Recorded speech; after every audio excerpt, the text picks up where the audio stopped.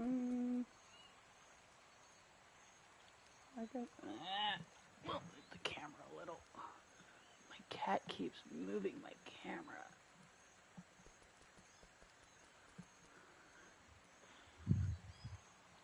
There we go. That's better. Hi, welcome back to Jolty Place. Sorry, my cat likes to lay on my camera, which turns it. We're gonna. There's 2 Aether quests in this area that popped after we finished the first trial. So we'll go ahead and do these first 2, and then we'll go do the second trial. You're Wuklamat's companion, aren't you? Jaihi smiles upon me. I had hoped the Great Bird would guide one of the village's saviors to me. You see, the time has come for us to make our customary offering to Jaihi. Oh, hi, Sob Sob. It is a ceremony we hold dear, and I would invite you to participate as an honored guest. Okay. You'll join us then? Oh, that makes me so happy. My feathers are standing up straight. The traditional offerings is a fruit that grows to the southwest, and they must be so ripe that they fall into the earth. Gather 3 and deliver them to Lanuhali at the shrine. Okay. I think I'm gonna go ahead and go pick up that other one. They're probably going to be in the same. Well, they might not be in the same area.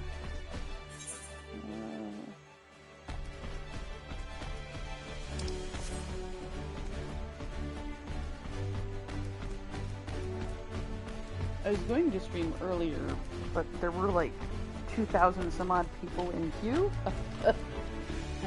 Not only that, but my friend wanted to hunt some Rathalos. So I hopped on the character over in Goblin and we did the Rathalos quest. Right, the begins chosen. Of course, I know your name. Wasn't familiar with Wuklamon's companion. Not to mention your friends can't seem to go a moment without mentioning you.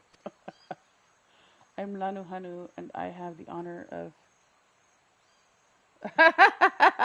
Shame on you, Das. You can tell her that for me if you'd like. And I have the honor of being the wind's chosen. It is my feathers which adorn the festive float.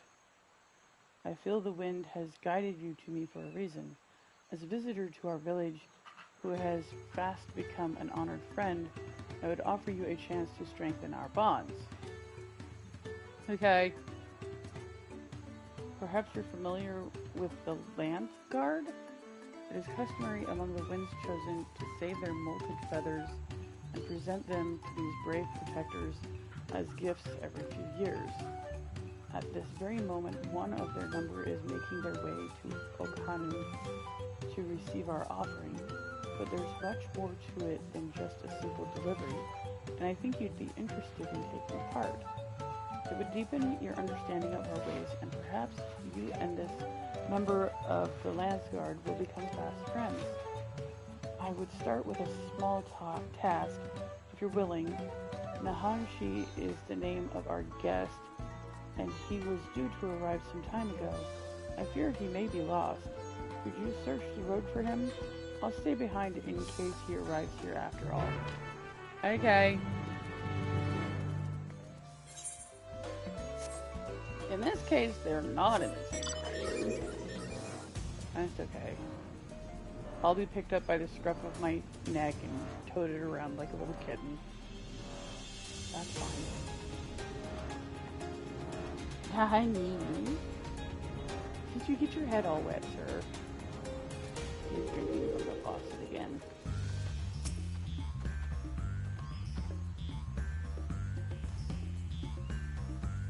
looking for me? You're not a Hanu Hanu. Unless you're molting something awful. Ah, so that's the way of it. Well, now that you've found me, I suppose I better get on with it. Sorry for my lack of enthusiasm. I joined the Land Guard hoping I could bust some skulls, slaughter some beasts, you know, use these muscles of mine. But for my first assignment, I'm lugging crates of supplies around. Not exactly what I had in mind. I suppose complaining won't get this done any faster. Let's go meet this Lanu Hanu then. Okay.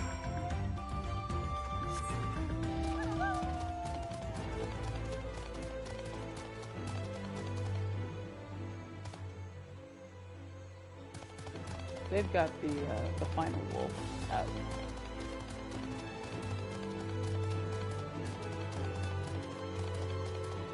Honey, it's a pretty boy.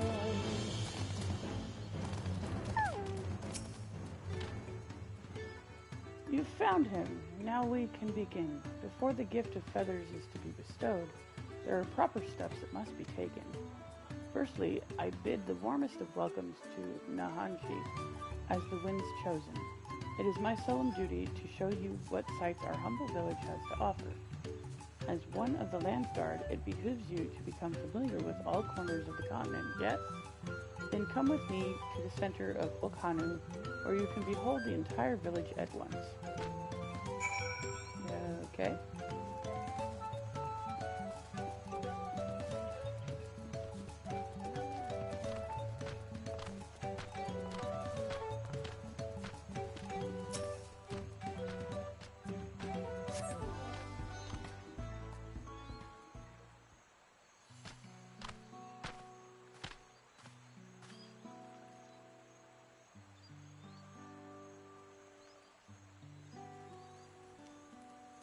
Take it all in. This is Okhanu. As you can see, our homes are made from wood and reeds, both of which the forest blesses us with in abundance. But nature's blessings are to be treated with care, for dry reeds can easily catch a flame, and if they do, we risk setting our entire village alight. Building waterways through Okhanu is a way to protect us from such incidents.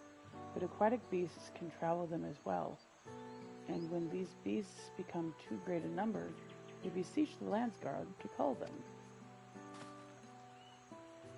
Do you now? I always thought hunting duty was just a way to keep us sharp. While I'm here, I'll make sure nothing troubles your home. Out of Okhanu would thank you. And now for the reason you came. The feathers of the Wind's Chosen. They're used to adorn the equipment worn by the Landsguard. The design evokes the image of Kizaihi, the great bird revered by all Hanu Hanu. The feathers give it a touch of authenticity that make the soldiers appear all the fiercer. Every soldier's outfit is designed according to their profession, and each feather must undergo an elaborate process of dyeing and oiling to meet the Landsguard's varied needs. So without further ado, let us begin. I first ask that you come meet me at the gate to the southeast. Fine, I should warn you, I'm not known for my delicate hands. Okay. That went about as well as expected. Could you stay behind for a moment, Jolty? I'd like to hear your opinion of Nahanshi. Not the most motivated person. He really doesn't want to be here. Not the most motivated, anyway. I have the same impression. Truth be told, his attitude is the same as every Landsguard troop who comes to receive this gift. And we're meant to fix it. Consider this a rite of passage of sorts. The Landsguard sends us troops whose rough edges want for polish, and the tasks we set before them serve as a whetstone. Over the course of our work, they gain a great insight into the history and meaning behind this exchange of gifts.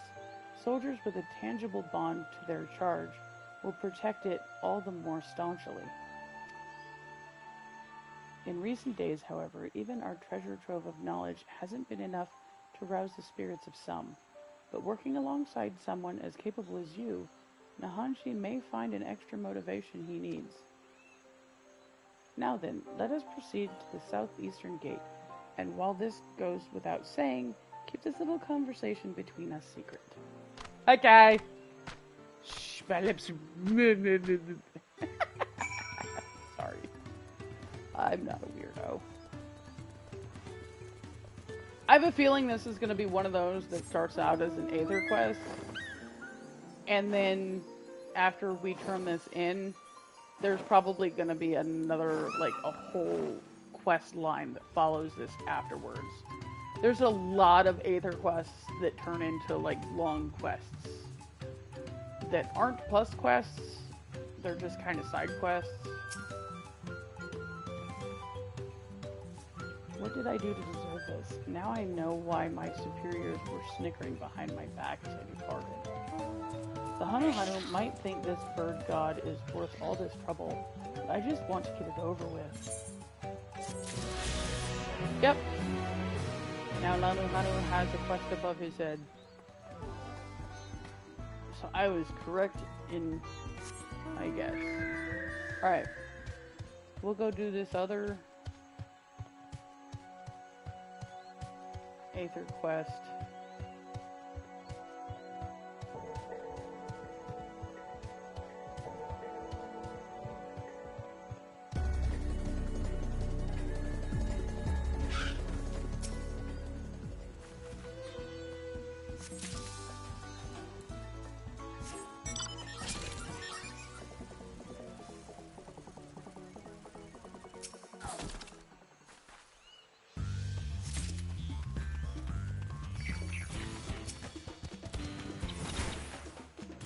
Oh, you little bugger. I don't even have my carbon gloves.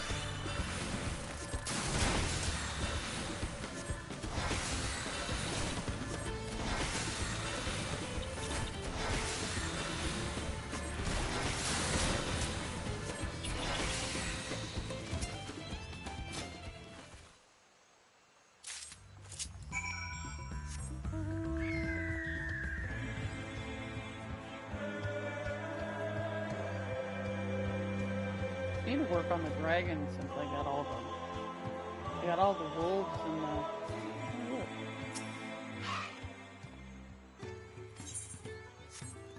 No, I don't want to write an alpaca, but thank you.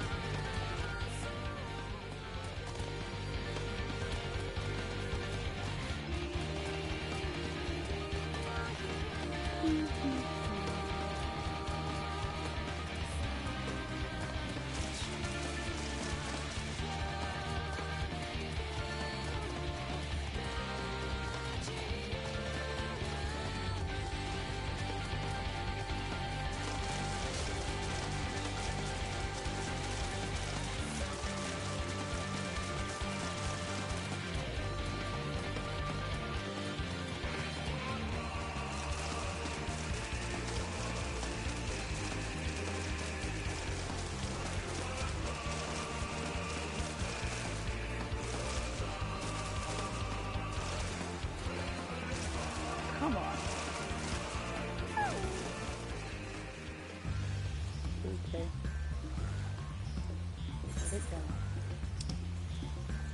Where am I going?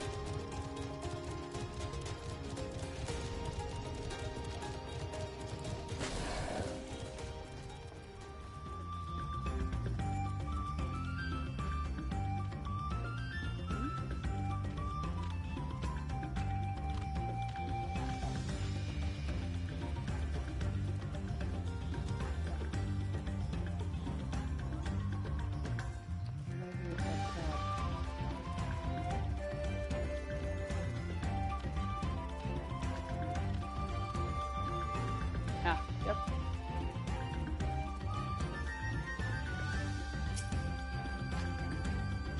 Oh, hello. What do I owe this honor? Berries. Ah, Kizai he will be most satisfied with these. Today you are more... Hello? How is Vamps? Today you are more than an honored guest. You are the very heart of the ceremony. After your efforts to bring Hana back to us, Kizai is doubtless overjoyed to see you in this role. The fruit shall bear a powerful blessing indeed. Now you must take the previous offering back whence you came. Well, that is good. I got Vamps and Somsop in here. Tell Des shame on her for forgetting her towel. Deliver the blessed fruit to Anu Hanu, and the ceremony will be complete. Go with haste. Oh, look! my Manderville mount. This is such a silly mount. I love it.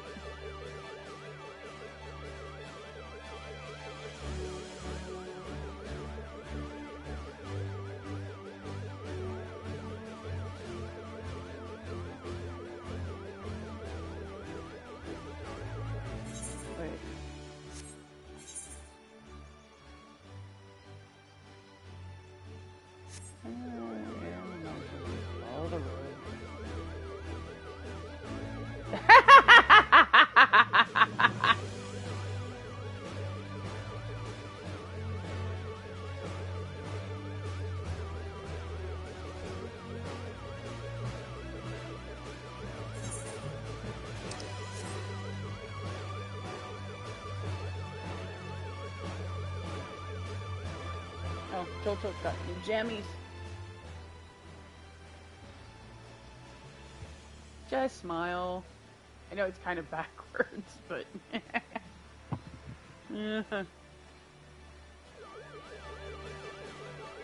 My hubby got them for me for my birthday. Kittens everywhere.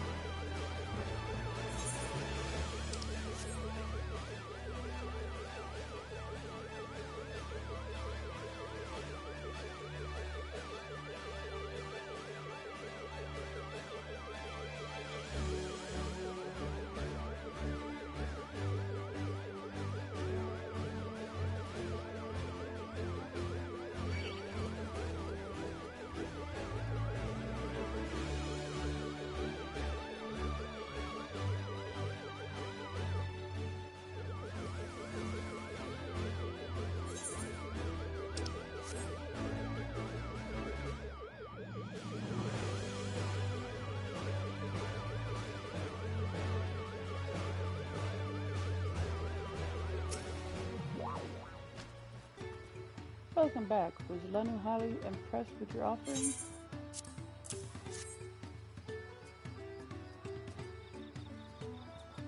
Yes, I can feel Kizaihi's grace emanating from these. Thus the ceremony is complete. The younger Hanu clamored to participate in this rite, you know. It said that the fruit offered to Kizaihi becomes imbued with its...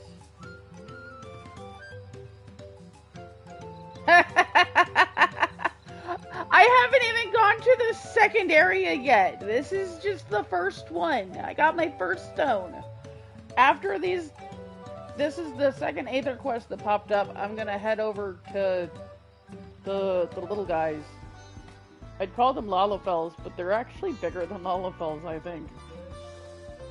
The Under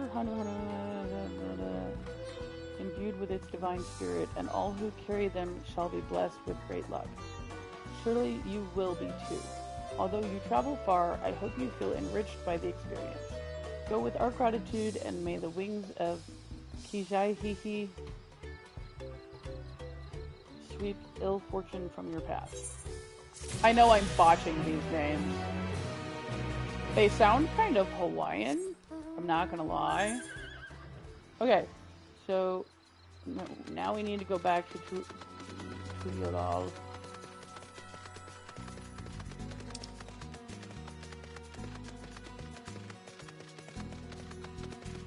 So we need to follow the road straight this way, and then we'll head to the second area. Whee, I want to fly! I think I found 3 Aether currents in the area.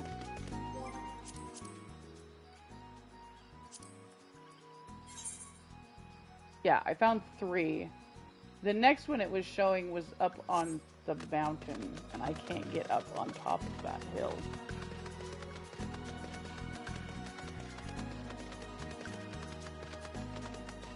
Soft, surely you have at least the first stone. I haven't even played in 2 days.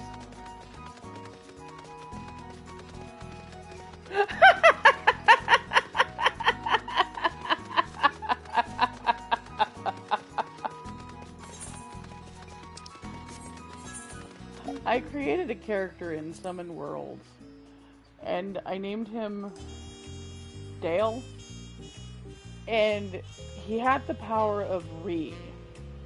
Anytime he got angry, he would Re, and something random would happen. It could be something good, it could be something bad. You wouldn't know until it happened. And so that's what he's doing. He's bringing up the character I made.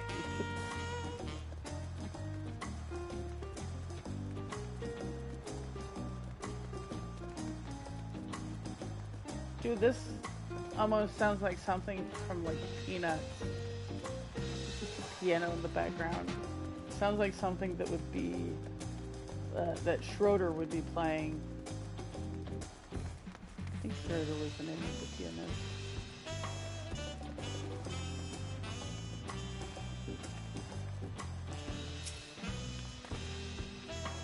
And just like that, we found an elector and won our first keystone. I knew I was right to trust your instincts. Come on, let's keep things moving and march onward to Urkopacha. Hello, viewer. It's probably still Vance or Soft. One of them probably got off. Chances are good we'll find an elector there as well. Before we do anything, however, we should see what your opportunistic Pelu friend has to say. Yay! That is now officially 1 complete. We finished the birdies.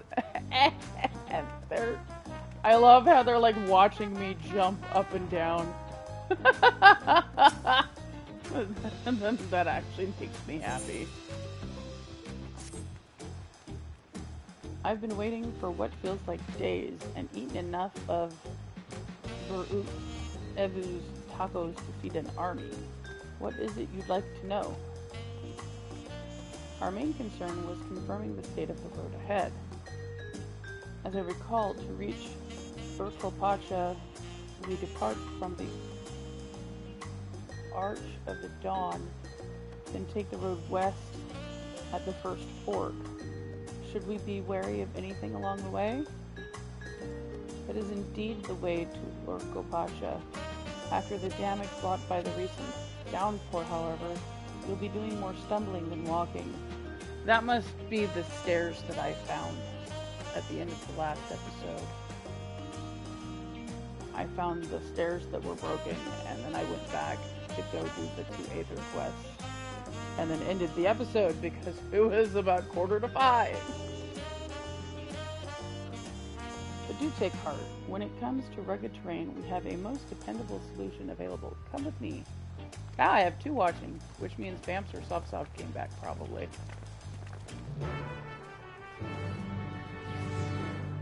Or I have another random person watching. In that case, hello! Okay, so we're going... Oh, I think we're going to the alpaca. Looks like where the alpacas were stabled. We're gonna go for a ride, I think! Every once in a while you'll come across a quest where you'll actually have to ride on something. Hey, I have that. I dyed mine a different color. But I have that. Actually.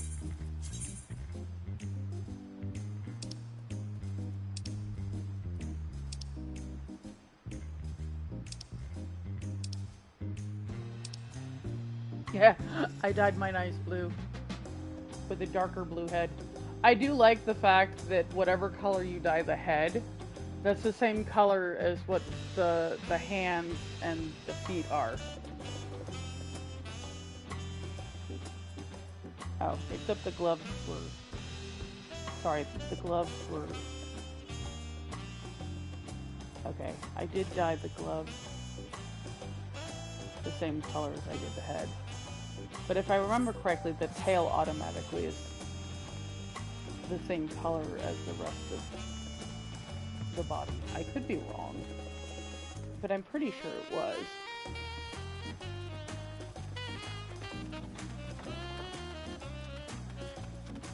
I need to talk to you just to make that exclamation point go away at the top of me.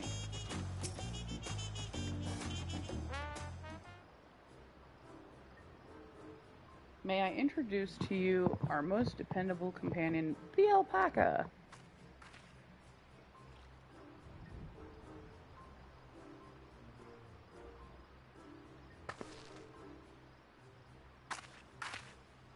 These animals can traverse Urquapacha's steep mountain trails as if they were gentle fields, and all while carrying heavy loads. Our merchants would be lost without them. So they fill much the same niche as our chocobos back home. You don't have alpacas in Eorzea? Alpacas are native to Yogg-Turall. Eorzea has its chocobos, and the eastern lands have their horses. Why go to the trouble of breeding another pack beast in a place which ill suits its qualities and where it is not needed anyway? But must we ride these little monsters? I get the impression you aren't fond of alpacas. When I was small, and being a bit naughty, I went around pulling on their wool. One of them spat on me, and it was the foulest stench you can imagine. I see. What are they like to ride? Alpacas bred as mounts are inquisitive and docile. Even those without experience find them easy to handle. We're really doing this then. So, was my information useful to you? Yes, very helpful, even if it wasn't what I wanted to hear. Good, I'll take my payment now. You want me to pay you? I guess I should have expected as much from a Pelo merchant. Let me see what I have on me. The heck was that?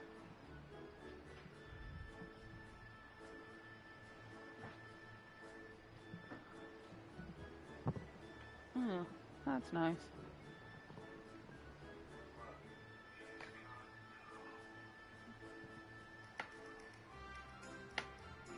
I don't know. Looks like an elderbug beetle. Honey. Honey.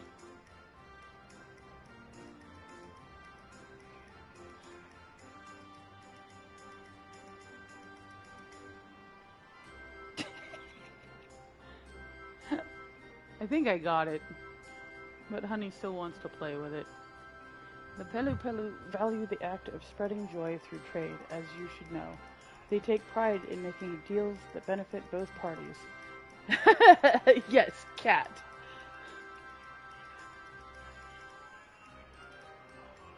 He's down there playing with the bug.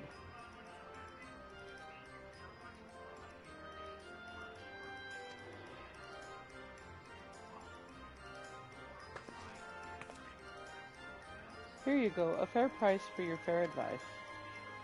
Yes, I made a trade with the third promise herself.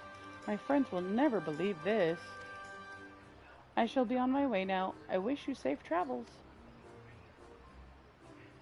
It's on the floor, you ding-dong. You don't need to get up there.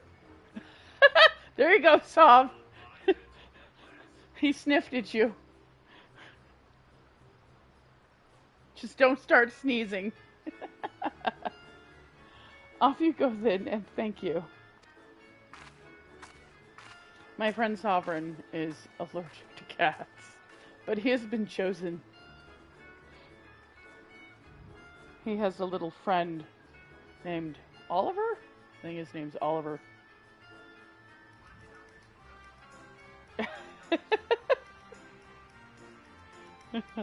Like I said. He likes to get right up in the camera up, and now I'm gone and you got nothing but fuzz.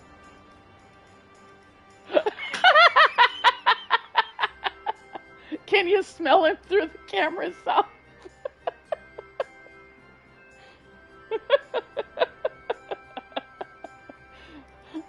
I better not get spit on again.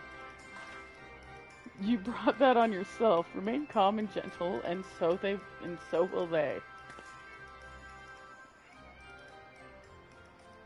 I'm still not happy about this, but if we need to ride alpacas to reach Urkopacha, then that's what we'll do.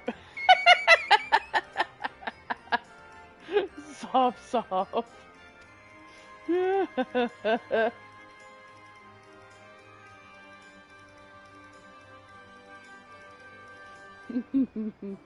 Honey, you gonna show everybody your paw? That's what's in the way. He's got one of his paws like right in front of the camera. Turali poets of yore sang of a mountain that would stand tall, even should all other lands sink beneath the sea. Indomitable and eternal, it arises from Urkopacha, the 100 peaks of time. Of all the beasts which crawl and fly, only the legendary Valigarmanda could hope to disturb the summit's serene majesty. Yet, with that flying calamity imprisoned by the Dawn Serpent, what great feat remains for those who would claim the throne?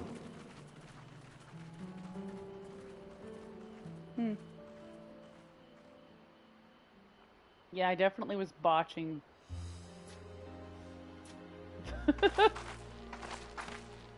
The pronunciation. So this is Urkopacha. I've never actually been here before.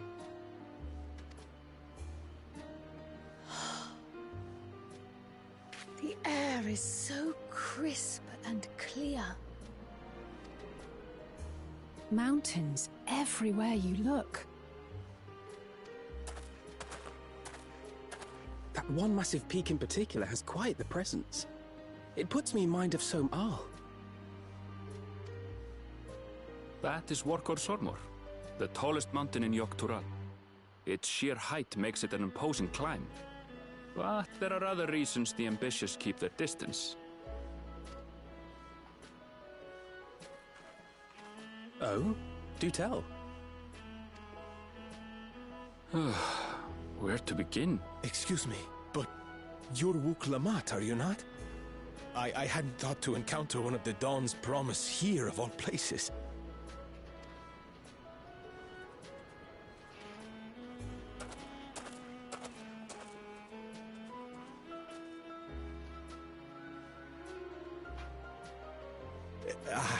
But I should introduce myself. I am Bol Nok, a weaver by trade. Well met, Bolnok. We're on our way to Watranpello.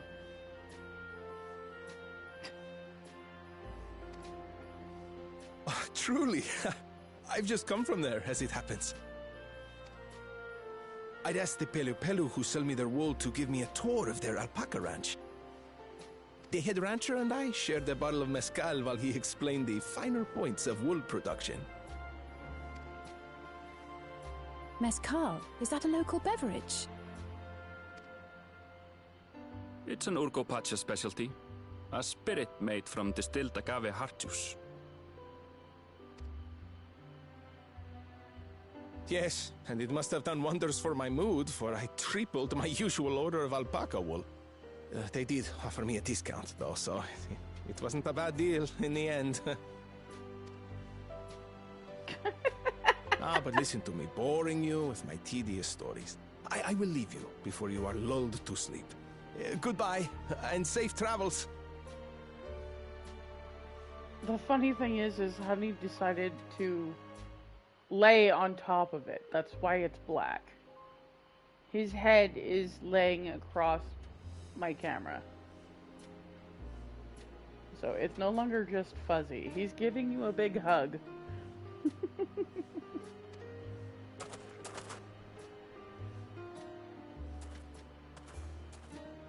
Oh, silly me.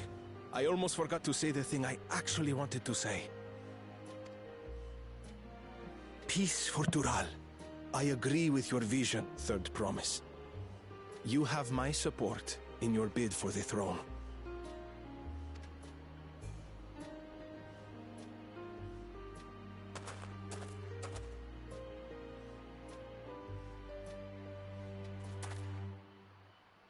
I gather from his tale we would be foolish to underestimate Pelu Pelu merchants. Yeah. Yes. They do more than run the markets in Tuliola. Pelu Pelu peddlers can be found everywhere in Tural, traveling from place to place on their sturdy alpacas. They are effusive and engaging speakers, and many's the customer who's been talked into spending more than they bargained for. Essentially, they're this region's Lalafels. They won't find this customer so easily charmed.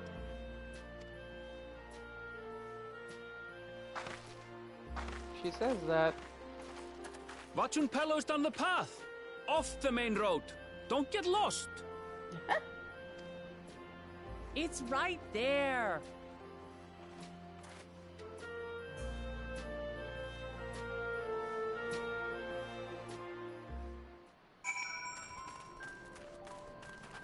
Yay.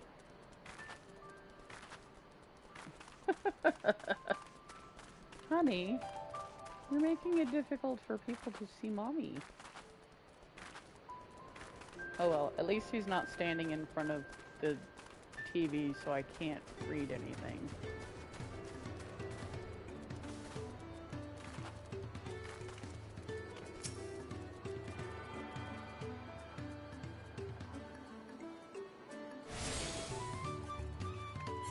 Okay, so if we check...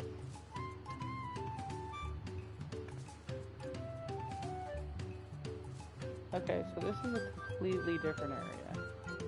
So this is not the area that is up the broken stairs. This is something completely different. Okay, okay. It would have been too easy if it had been the same location.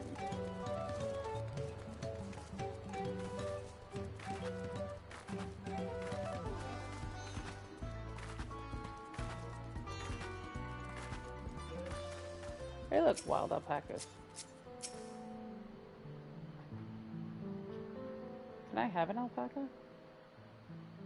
This is it. Watranpello, home of the Pelu Pelu, Waclamat, should have arrived before us. Hey! He turned the camera a little, but I'm back! You can see me again. Hi.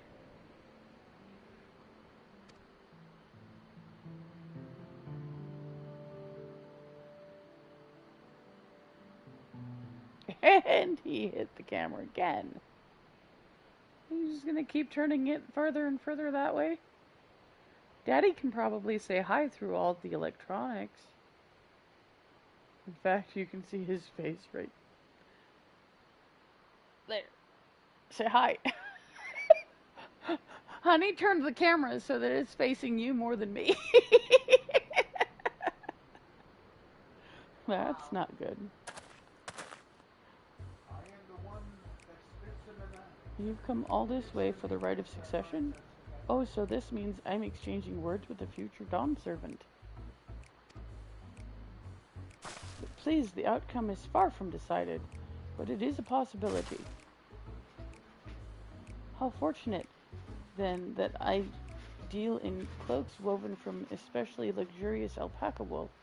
Such a garment would look magnificent when draped over the shoulders of our budding ruler. And a nation's ruler should dress her best for her adoring people, yes? Finery for our finest lady, that's right. Come, third promise. My well-stocked shelves are but a few steps away. Finest lady? I like the sound of that. Alright, I suppose a quick look wouldn't hurt. What did we just talk about?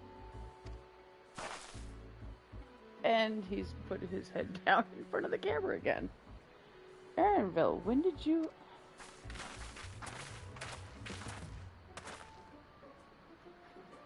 Ah, a Shitona from far off Zaktaral?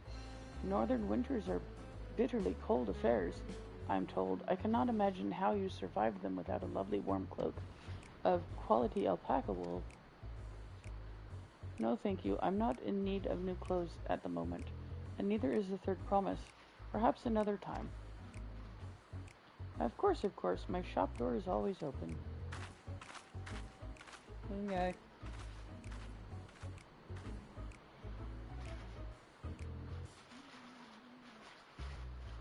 You were saying something about not being easily charmed?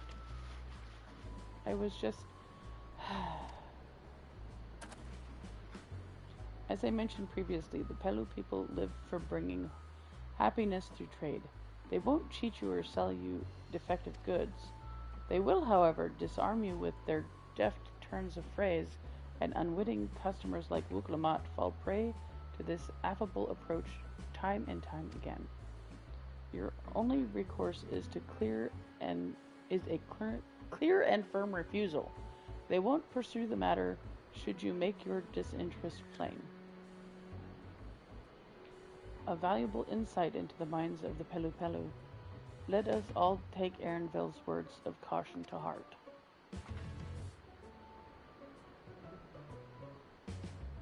He says this, and then he's probably going to end up buying a bunch of stuff. Stretch. He's bumping my camera more, sir.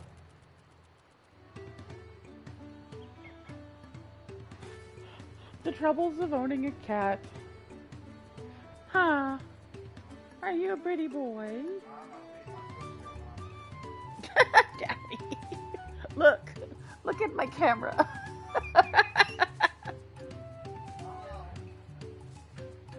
They can see you, but they can't see me. Now they can't see you. Honey. What? It's fine.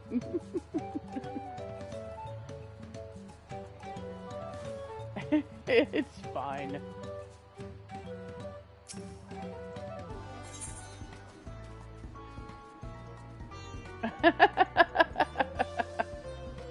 Yeah, they've turned the camera. You can see the corner of my chair, and that's it.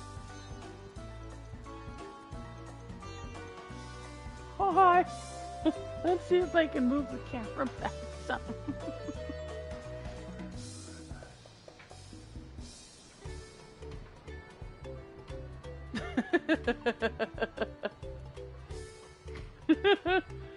Mr. Fuzzy. Mr. Fuzzykins. Yeah. Oh. Yeah. I mean, you're not wrong. Ow! I'm trying to fix the camera and he's biting my wrist. I got new slippers too. They have cats on them. Kitty with a paw. Oh. Now he's sitting up.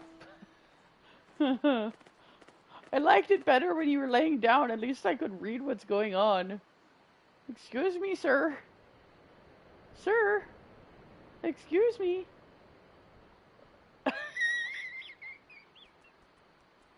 You show everybody your chin.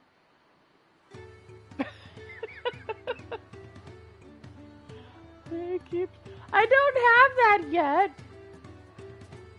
I need to get my fishing up at like level 50 and find somebody who knows what to use during which fishing trips so that I can get that. I think I have the minion. I don't have the mount.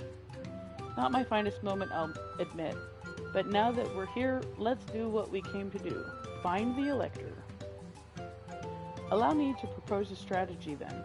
Kryl, Alizé, and I will speak with the merchants.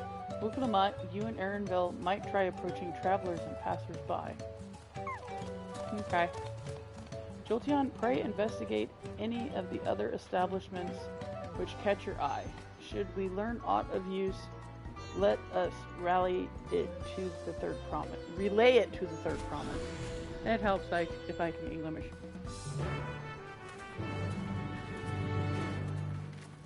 Really? My camera is a headrest. You can kind of see around the edges a little bit, like down here at the bottom. Kind of. And like way over there. Ah! Oh! He lifted his head again. Honey, are you a pretty boy? Yeah? Okay. The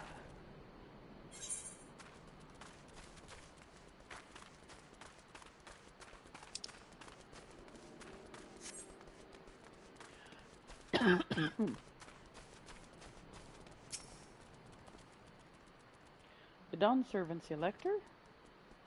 Ah, I thought you were a new face in town. Here for the right of succession, I take it? Me, I don't much care who sits the throne, so long as they keep Toral peaceful. People tend not to be in the mood to relax and sip our excellent mezcal once arrows and spears start flying, if you know what I mean. Speaking of which, would you like a cup? A joy shared is a joy doubled, I say. Oh, right, yes, you were asking about that Elector business. Being but freshly returned from my trading route, I've heard that there's a contest afoot, but not much else. Our head ledger, Tobly, could probably tell you more about it. Tobly? Tobly is from 10-2!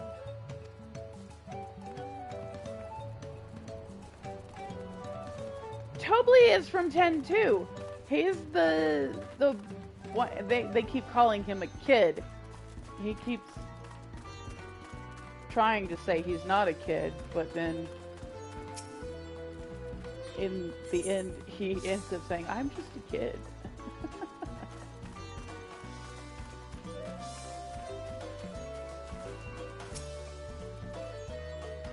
Electors? Oh yes, I've heard all about the right of succession. Give Honey extra pass. He moved over into his little bed. Let's see if I can move this back. There we go.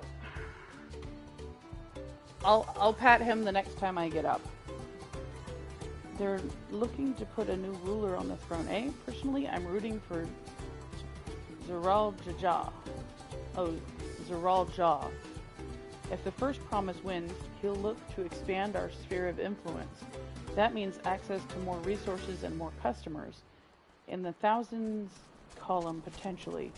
So many new trading opportunities to spread happiness far and wide.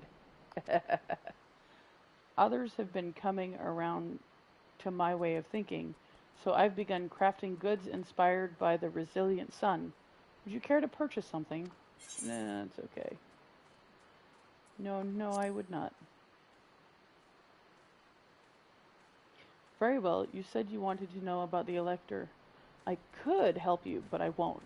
I can tell you're no supporter of Zeral Jah or his policies. Okay. Ooh, I like that. That's pretty.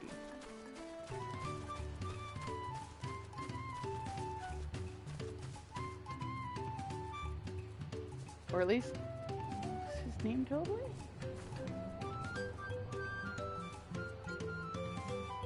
I think his name was Tobly. Either that or it was... No, because they just called him Barky. Yeah, I think Tobly was the name of... I mean, these guys even have masks similar to him. Because he wore clothing very similar to this. So maybe he's originally from here. Which links the world of 10 and 10 to 14 again. Because the first time that I know of that it was linked to here was the fact that we had to fight Anima. And now these guys who are dressed just like... I think his name was Tobly. Hello there, I'm Ma Blue. Did you have a question for me? Sorry, I don't know about any electors. You should take a moment to see our prized alpacas before you leave, though. Oh, but be sure to admire them from a respectable distance. Get too close and our nervous darlings may be tempted to spit on you, and that stuff stinks. It happened to a visiting buyer not so long ago. Tobly, that's the head rancher, was so mad at me for not giving a proper warning. No one makes a mistake without Tobly noticing. He knows everything that happens on this ranch. So Tobly's now a rancher?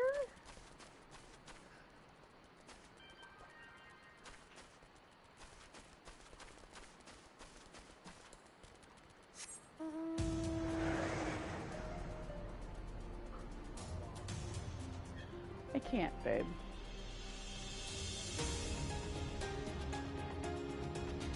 You're cute, though.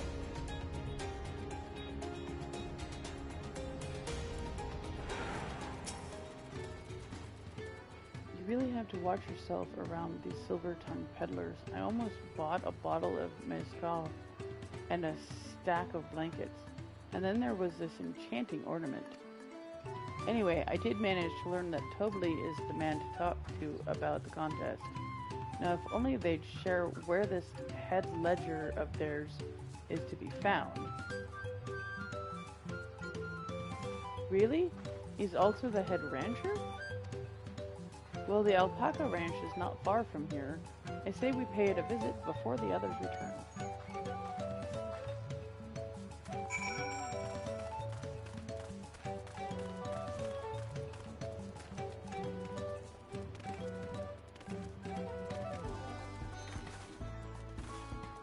I guess if nothing else, Soft will have a heads up when he gets to this area of what he needs to do.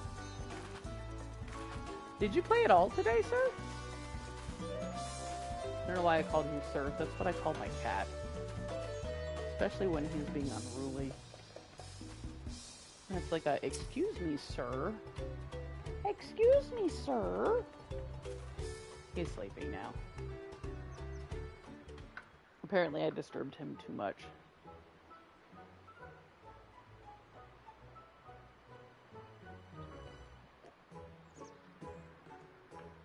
That is a lot of alpacas. Still, we know the head ledger could be here somewhere.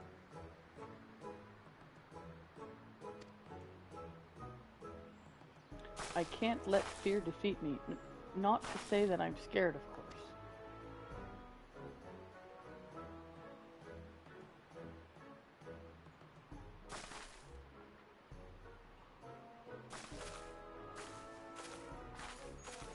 Excuse me, is one of these workers Tobley? Tobley? Oh yes, he likes to mingle with the ranch hands and keep an eye on things. I can't tell you which one he is, though. Can't? Is this part of the contest? All I can say is that Tobley often mentions his favorite pungent subject. He also can't resist a profitable trade. Though who among us could? Am I right? Still, if you bring him a very good deal, he might let his identity slip. So it's like a game. Easy enough. All I have to do is offer Tobley a deal he can't ignore. No problem at all. But you have to do it to the right one. Well, maybe one problem. I don't think my purse is deep enough to pay everyone we think might be Tobley. Let's ask some questions first to narrow down the field. Yay. Great, we can meet back here to share our impressions.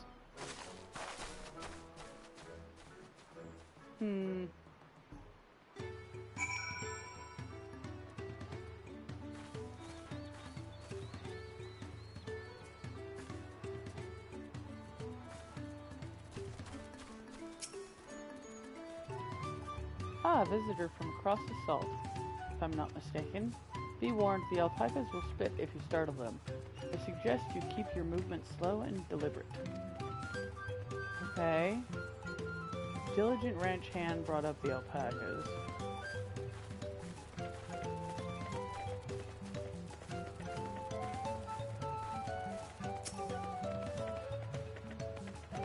You think I might be Tobley? Haha, well maybe I am.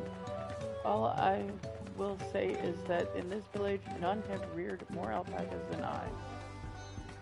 Well, he brought up alpacas too. The other one was just warning us. Am I Tobley? Yes, that's me. Excellent work from the Third Promise and her entourage. Sharp instincts. Shall we commence the rite of succession then?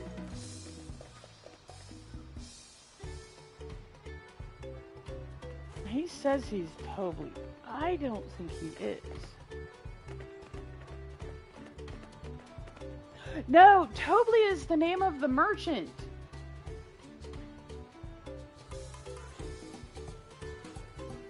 Yeah, Tobley's the name of the merchant that was in 10-2. Not the kid.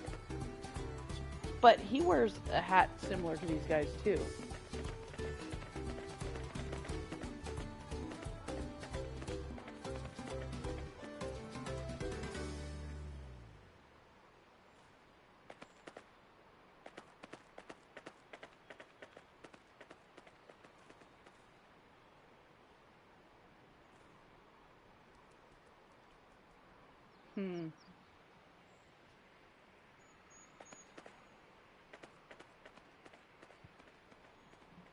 It would make more sense for this Ma Blue person to actually be Tobley.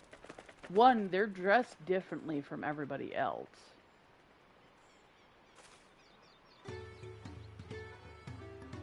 The funny thing is this one over here, the nonchalant one, actually kind of did talk like Tobley, which I find funny. Well, obviously I'm not Tobley.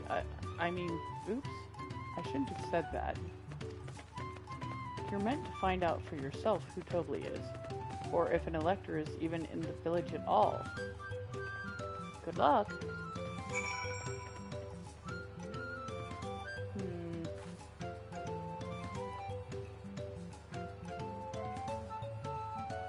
This one brought up Stinky. The spit. The boastful brought up that he's raised more alpacas than anybody.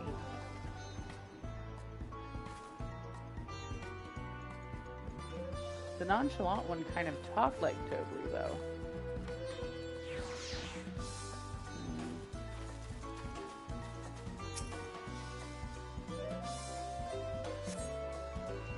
I don't know. See, we're both done with our interrogations. So who do you think it is? I have my suspicions, but let's hear your pick.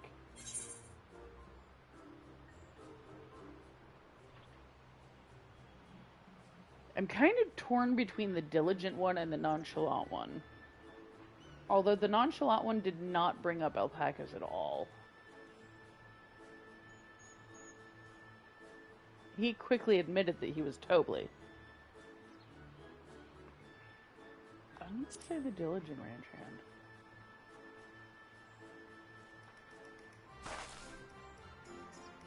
The workers so intent on stable chores? I had my eye on that one too. Time to rip the mask off our mystery ranch hand, so to speak. He brought up the stinky. We know it's you, Tobley, and to prove it, I propose a deal. A generous sum of coin for confirmation of your true identity.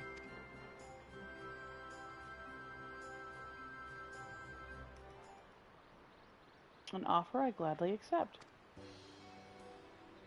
As you have correctly guessed, I am indeed Tobley, head ledger of Wanjunpello and head rancher of the family ranch. Yay! I was right. It's because he brought up the stinky. She did. I'm saying she because they're wearing pink. This doesn't necessarily mean that they're a she. But they did mention that he liked to bring up the stinky. And this one brought up the stinky. I'm also one of Galud Jaja's chosen electors. Aha! In a place featured by the Tulialal saga, just as we thought. I was right to trust in your instincts, and I wager this won't be the last time.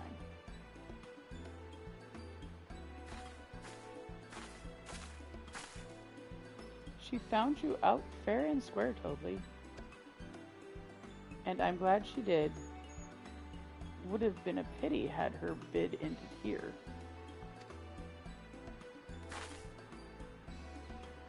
So what happens if we choose the wrong one? Deducing the Dunservant's elector was the first step of the feat. Too simple a task for this aspiring ruler, eh? It would have made more sense if he sounded like the actual Tobley from 10-2. I'm kind of sad he doesn't. Tobley, now that I'm remembering, Tobley was the one that was trying to put together an act. They were trying to put on some kind of spectacular show. You run across them by the river when you're heading towards, I want to say, the forested area? And then he, like, runs off thinking that you're trying to collect money that he owes. Later on, he ends up putting on Yuna's concert, I think.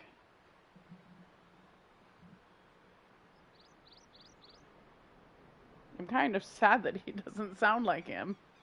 The other one that freely admitted that he was Tobley, he actually, the way he talked, sounded the way Tobley did in, I mean, as I read the words, it sounded like him to me.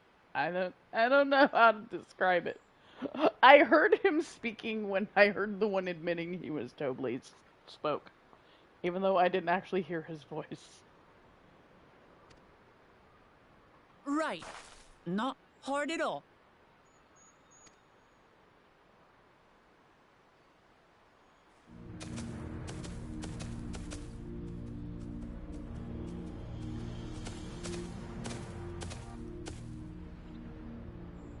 Zorolja.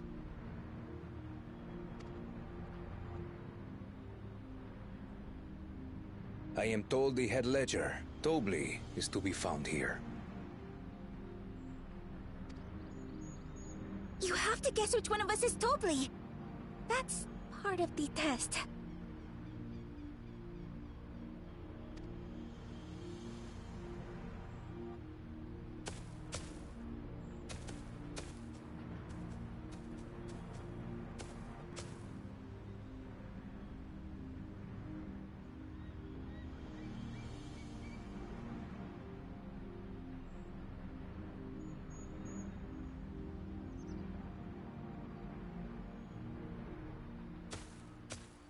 You're Dobley.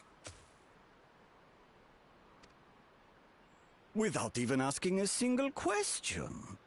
Very impressive indeed. It's because the other one was too scared and looked at With that him. amusing prologue out of the way, we can proceed to the actual challenge. It's funny because he wasn't at the bird one. He showed up to this one, but he wasn't at the bird. He cheated. Technically he did, because we were already talking to this one. Per the Dawn Servant's instructions, I was free to devise any manner of feat. I considered the number of possibilities in the 10th column. But I think I have a good one. I mean, the two-headed guy cheated in the bird one.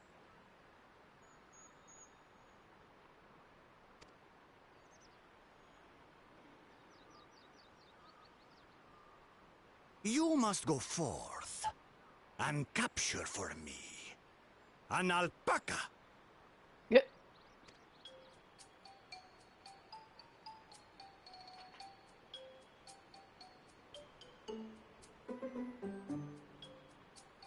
While I've not had the best experiences with alpacas, aren't they generally docile creatures?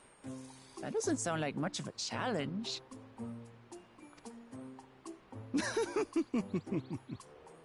Bring out the example!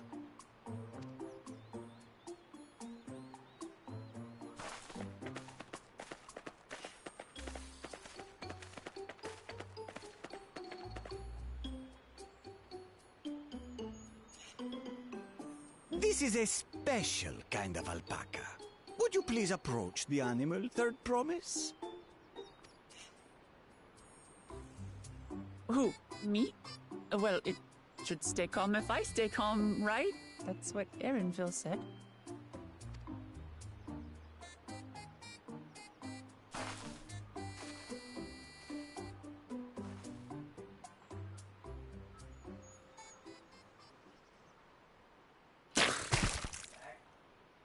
Ah! The little monster spat on me! All of it stinks. I can't.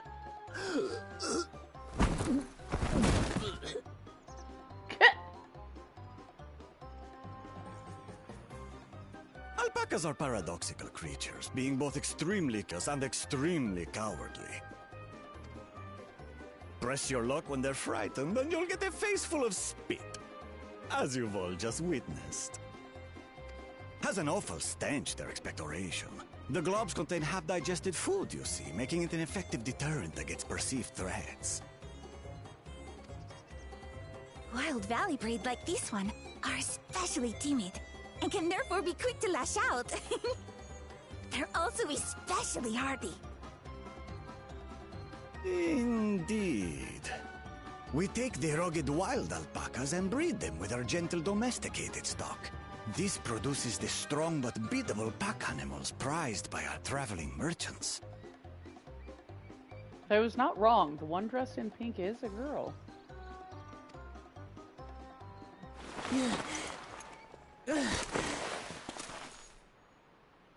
That's all well and good, but did I need to bathe an alpaca spit for you to make your point?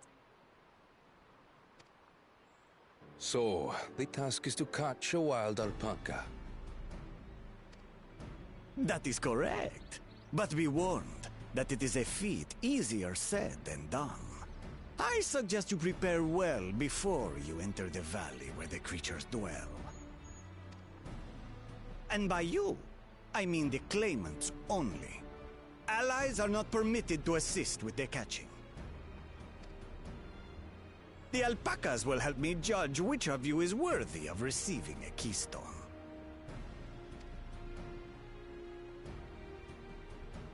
So I'm to chase down a fluffy, spitting demon, and that somehow proves I'm fit to rule? As I said, the Dawn Servant granted me the freedom to decide my challenge. And when you reach the end of the ride, I dare say you will understand why I chose what I chose. I mean, if you're too scary, then they won't trust you enough to let you close to grab them.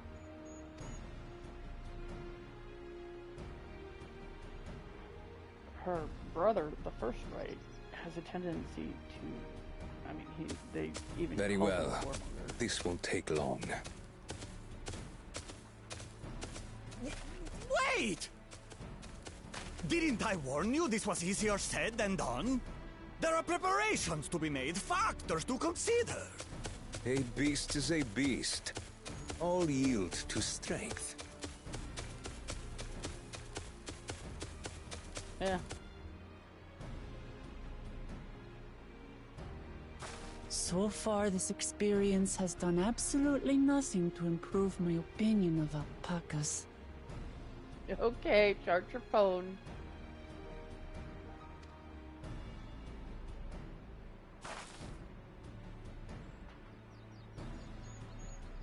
But that doesn't mean I can't do this. Revolting spit aside, they're just another animal.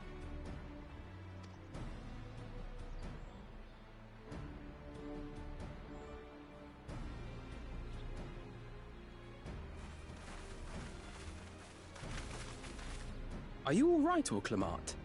We thought we heard you scream. The third promise does not scream. It was more of a startled yelp. Startled yelp.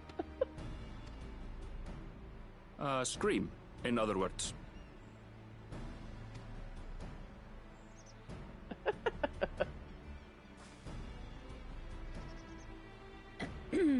Did you find the Elector? Oh, we certainly did.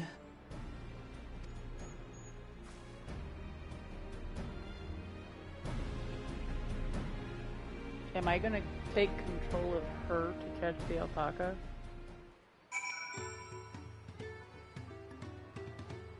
That's the question. Are they gonna make me take control of her? I had to go and wash that nasty stuff off my face. I think I got all of it. But would you mind taking a sniff for me? Just to make sure. The stench has ruined my sense of smell. Hey, I saw that look.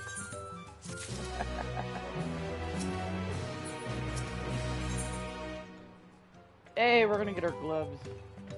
So we got the chest and the boots. This will give us the gloves. We're probably gonna...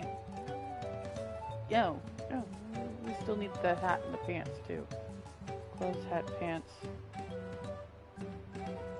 They only give me the boots over in the other place.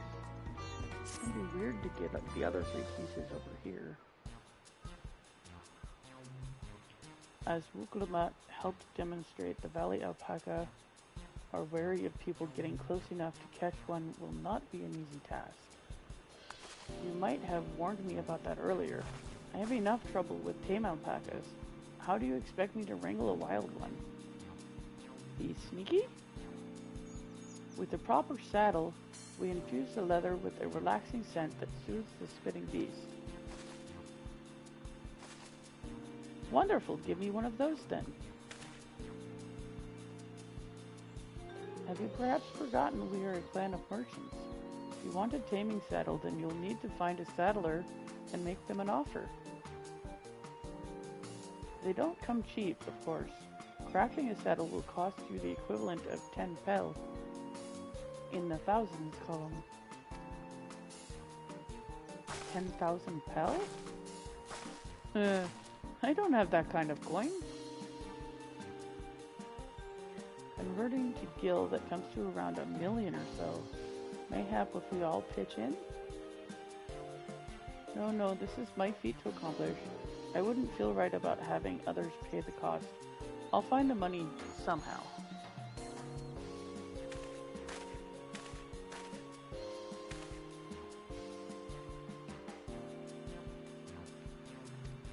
In that case,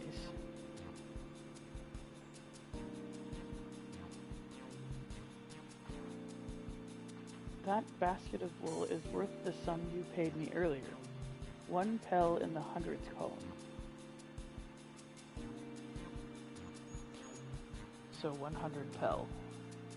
Beginning with the wool, you can trade for ever more valuable goods until you have something suitable to bargain with for the saddle. That's a nice gesture, but you think I can turn 100 pel into 1,000,000? That's 10,000 times more.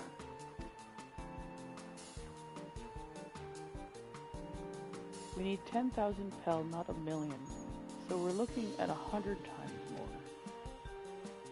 Oh, right, I panicked and got it confused with Alpha Node's million gil.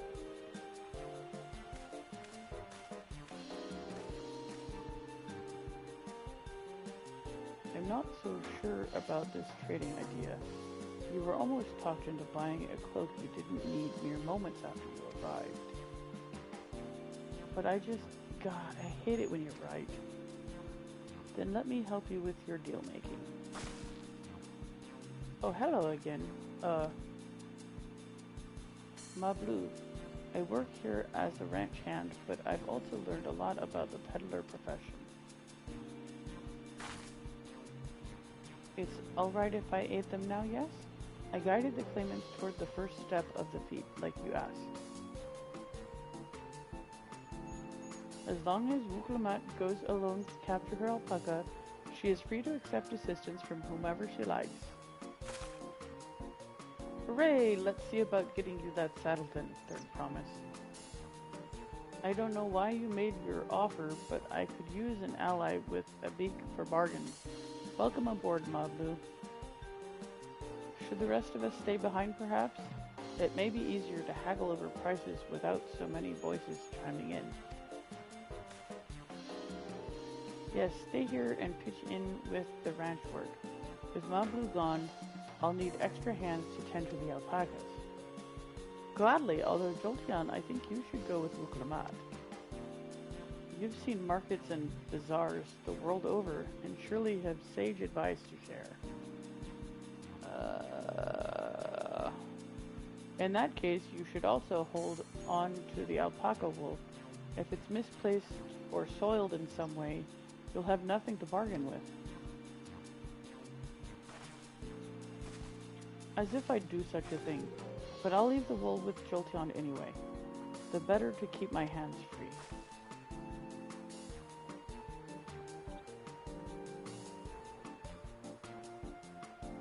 Okay. To begin, I suggest we try trading the wool to Havli, the saddler. He won't agree to the deal, of course, but it'll give us an idea of how much he'll accept for his wares.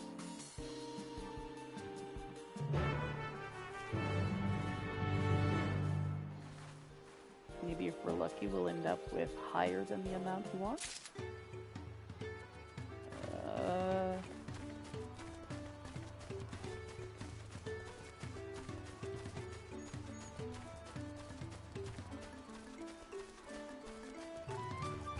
I've never really haggled.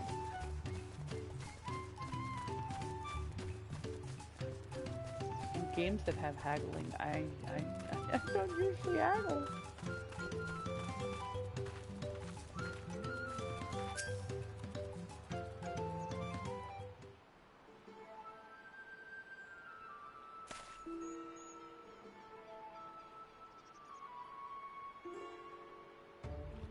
Something I can do for you?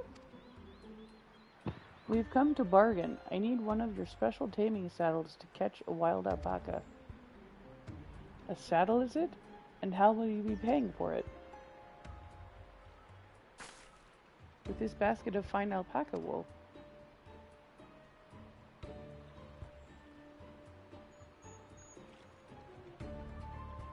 What use does the saddle maker have for wool? Besides, this would barely cover the cost of a single strap buckle. Offer me something I actually want. Leather? What might that be? Mezcal. I like to nurse a cup at day's end while I inspect my finished work. Bring me a jug of quality stuff and you've got yourself a deal. This bodes well for us, Third Promise. Such mezcal can be had for only 5 pel in the thousands column. So 5,000? I mean, that's better than 10,000. Hold on. Did you say third promise? Then my offer has changed. The saddle is going to cost you a jug of premium mezcal, aged 3 years at least. 3 years? That stuff is valued at 10,000 pel or more. Why have you doubled the price? Because I must support the man of ambition who'll see my business prosper. Zeralja will go to war, and his cavalry will need saddles, lots of saddles.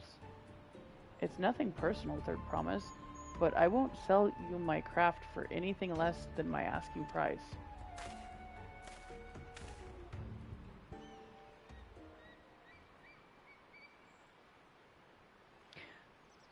So all of a sudden the price has skyrocketed. Can't say that I blame him.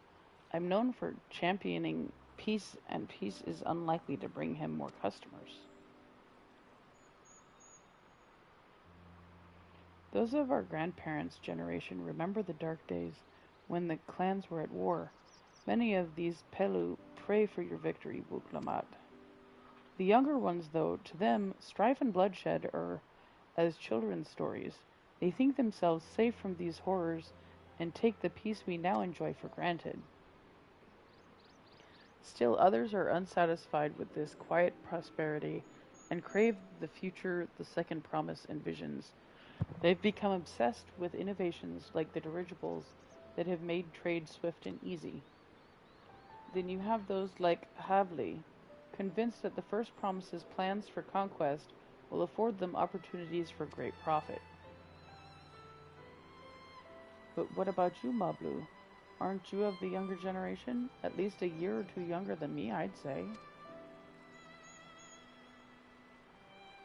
Oh, I was raised on the old tales.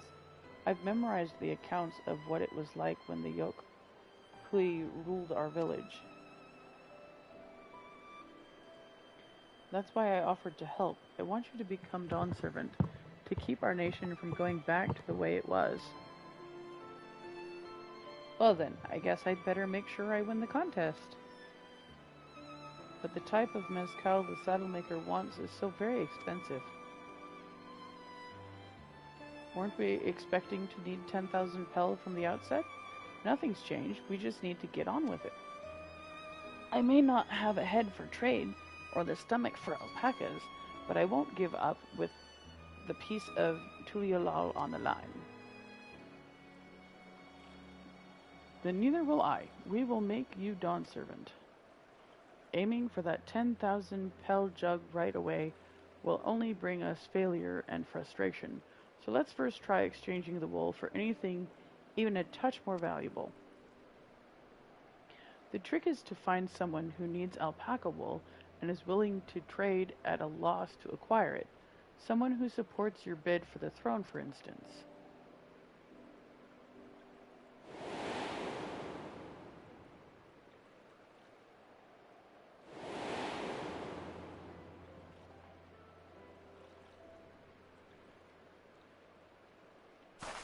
Of course, the weaver. Bolnok was his name, I believe. He went out of his way to say he agreed with my vision, and he was here to buy wool. I think I remember the direction he was going, but for now, let's head back to that road where we first met him.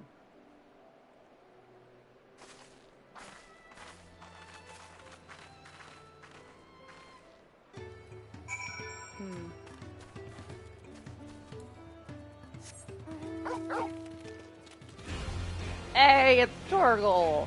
What a good boy. You always have to pet Torgal when you ride him. Oh, come on. He's so happy when you do it, too.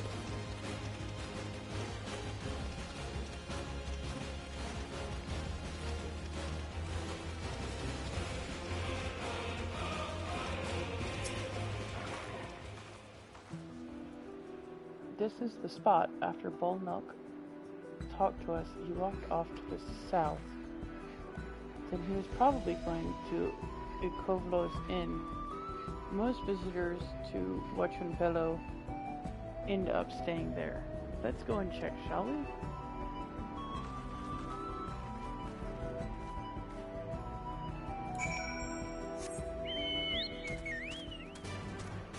The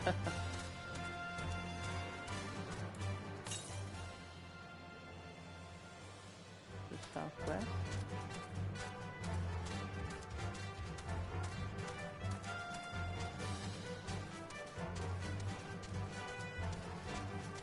Oh, there it is.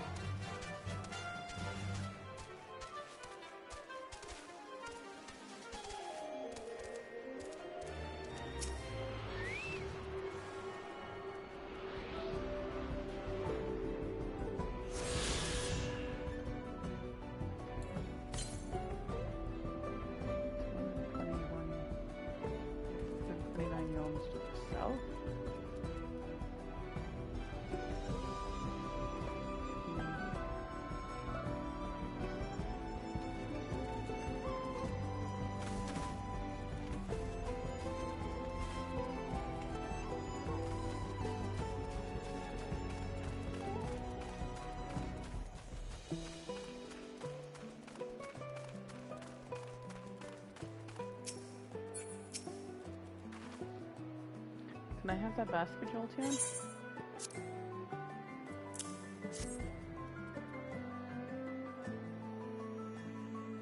Thanks. Now let's see if we can turn a profit.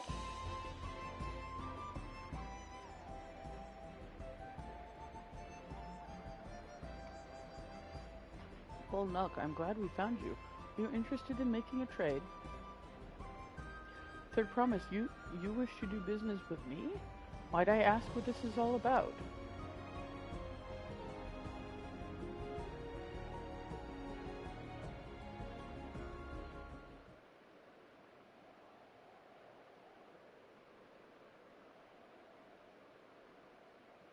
I see. So the goal is to turn that basket of wool into a jug of 3-year-old premium mezcal. Then allow me to invest in your efforts.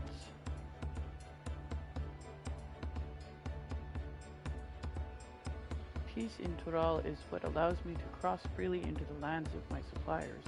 Naturally, I would prefer that one pledged to preserve that peace win the throne.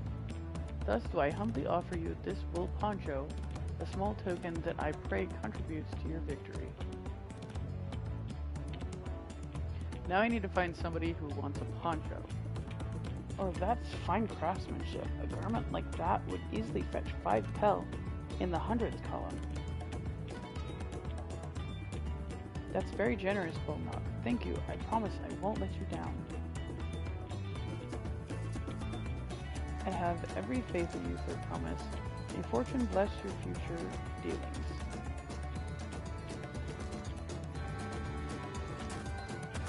Now we need to find somebody who needs a poncho.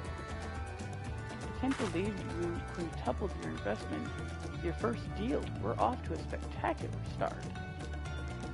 Only because Jolteon remembered our Weaver friend.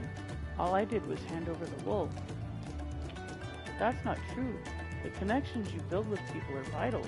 This is one of the most fundamental precepts of trading, one which you've instinctively mastered. You think so? I know so. Now, let's take your 500 pel poncho and trade it for something even more valuable. Here, Jolteon, you take the poncho. If I lost it somehow, Aaronville would never let me hear the end of it.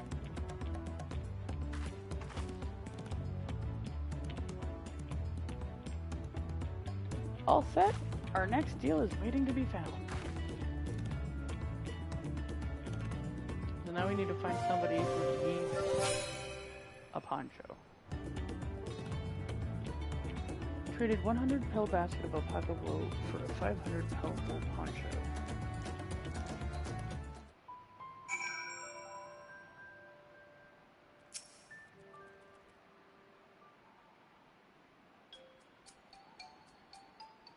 Leveraging connections is a sound strategy, but we should also consider supply and demand. An individual in urgent need of a good poncho will offer more than a merchant simply looking to stock his shelves. That makes sense, but how do we know if someone needs a poncho? They aren't wearing one? They aren't wearing one?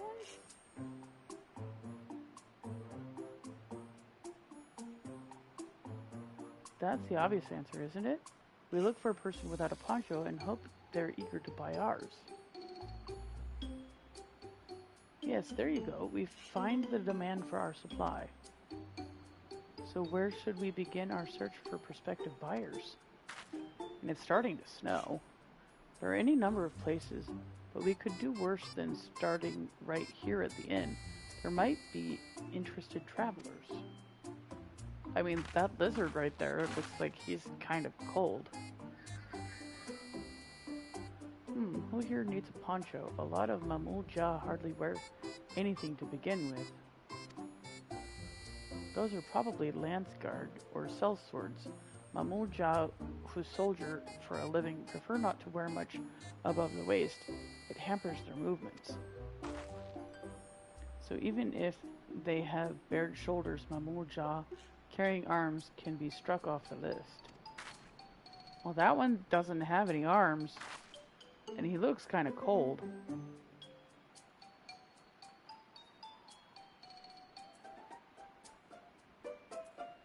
He looks kind of cold. Let's see, no coat or cloak, but also no weapon. Oh, we might have a winner.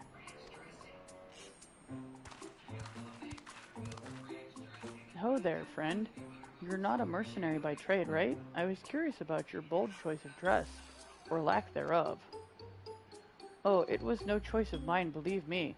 I was attacked by beasts on the way here, and barely escaped with my scales intact. My coat was not so lucky. I am actually a toolmaker from Tuliolal, and was dressed quite smartly.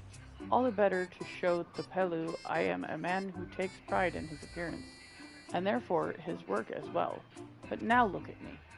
Well, sir, this is your lucky day.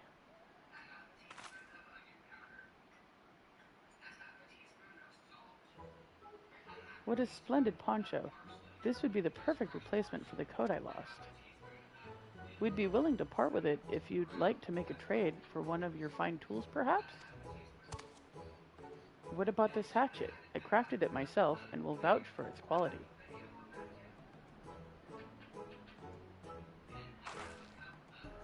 The blade looks sharp, the haft well made. I'd value it at 1 pel in the thousands column. We've doubled our price again. We went from 500 to 1,000. Now we just need 9 more. Oh, from 500 to 1,000. We have a deal. Wonderful. A fine garment such as this should put me on even footing with any Pelu merchant. Like the eponymous owner of Miplu's mate garden. For one, her field hands use hatchets to harvest the mate, and I thought to impress her with the tool I sold you. Oh. So we need to go find Miplu's mate garden. They use hatchets. No matter, I have other wares to sell. Glad I am to have met you. Okay. Did you hear that? We've already found our next buyer. To Miplu's mate garden we go. Yes, but it's a fair distance on foot. We should take alpacas.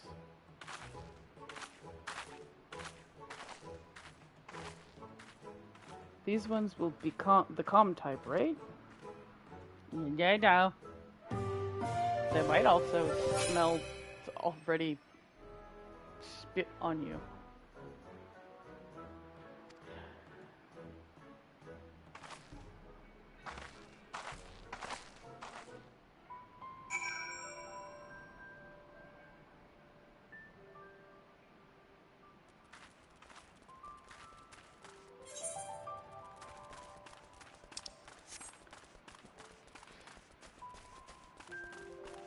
I want an alpaca. How do we get an alpaca? Are these guys going to be a beast tribe? Well done recognizing that toolmaker as a potential customer. If you've a mind to change professions, you'd make an excellent merchant. Daddy, I'm streaming.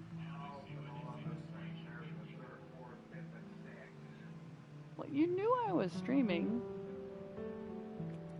I was letting you get away with watching things, but...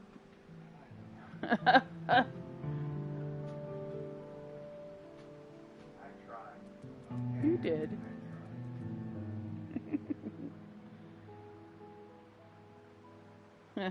I'd make an excellent merchant. I'm just good at seeing people who need things.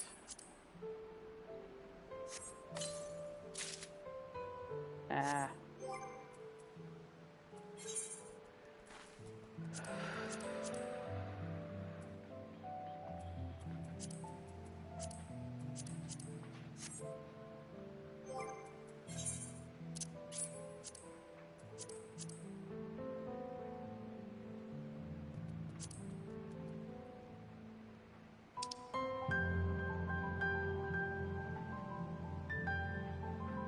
Okay. Oh wow, that's a lot of turquoise blue. Oh, those are spiffy gloves. I like those gloves. I'm liking this outfit so far. I haven't even gotten the pants and the hat yet.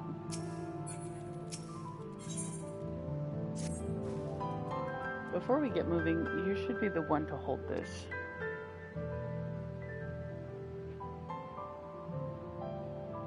With that, I suppose we should hop on the alpacas Ma Blue has so kindly provided.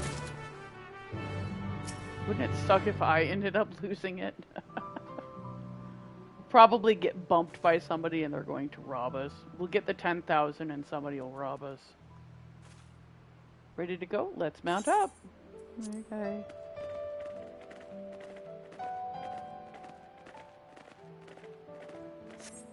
Oh, they're so cute. I kind of want one.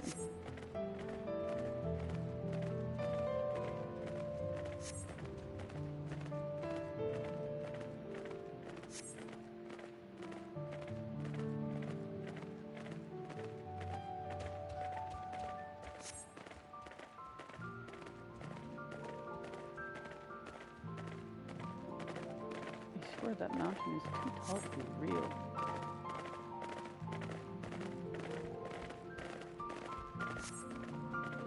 Ow. Well, at least we're not getting attacked by anything.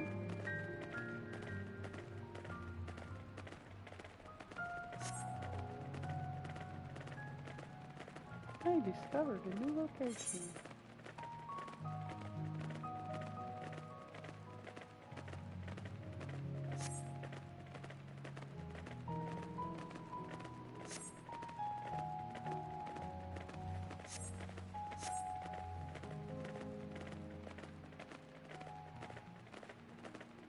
And there's definitely snow coming down.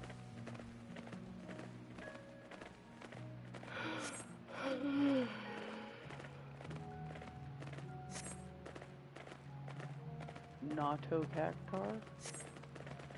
Okay.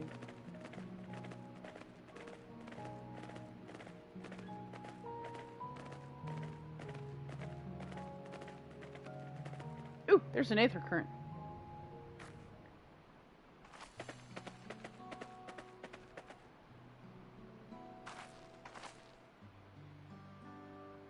We made it, and without a single smelly incident. I sent the alpacas back to Ikuvlos Inn, so we'll walk along the main road when we return to the village. Speaking of roads to travel, you were adopted by the Dawn Servant, weren't you, Third Promise? That I was. Then perhaps you understand. I was an orphan too, you see. Tobley took me in. He took in all the ranch hands, actually. All of them? Yes, and everyone works hard at their chores, grateful for the opportunity to repay the head ledger's generosity. Yet here I am, the only one wanting to go off and be a merchant.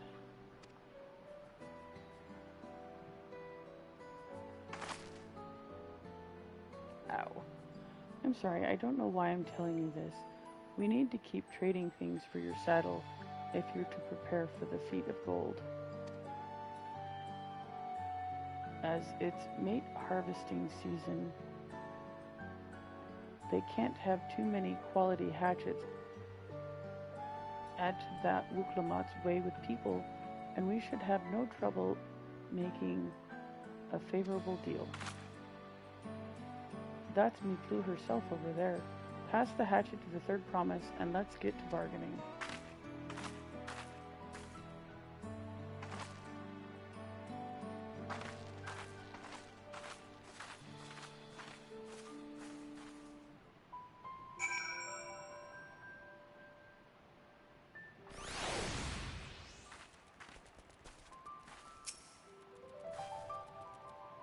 You have that little axe for me?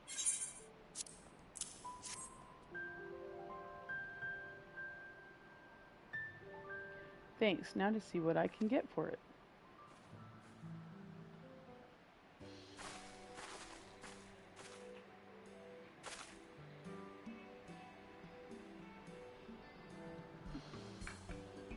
You're Miplu, the owner of these fields.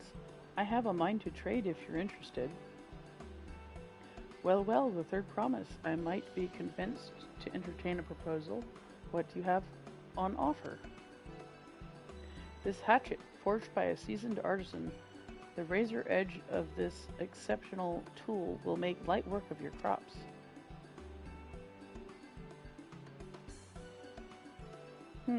Quality is acceptable, I suppose.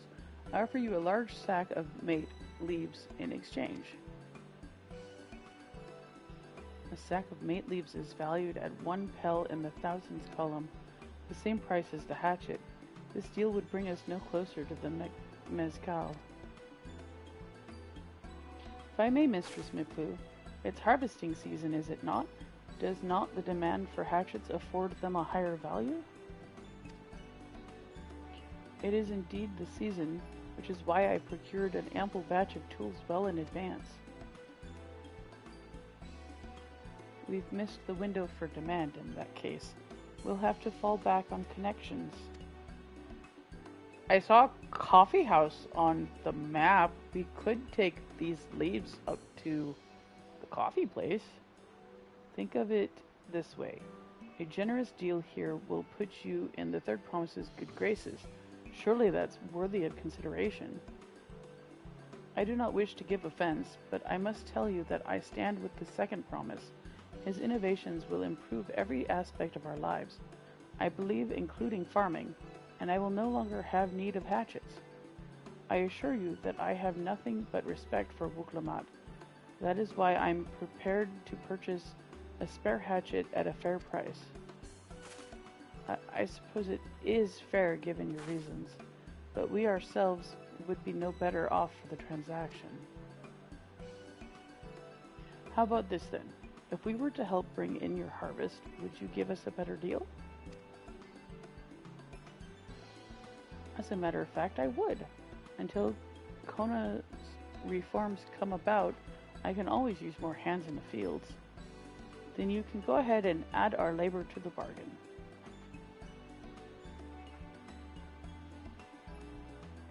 Added value to tip the scales.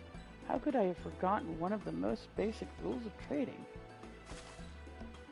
You can rest here if you like, Mablu. Joltion and I have mate together. Oh no, I'm helping too. Off to the fields then, and mind you pick the healthy leaves. I'll take 5 good bundles from each of you.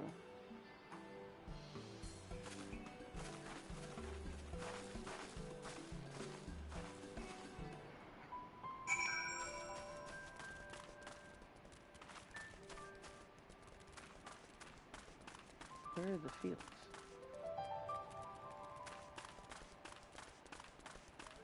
Well, I need to go up there anyway. That's where the ether current's at.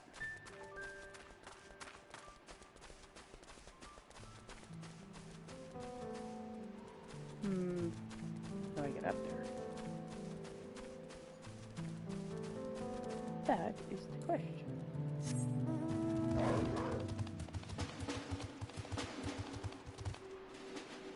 Haha. Here's my wolf.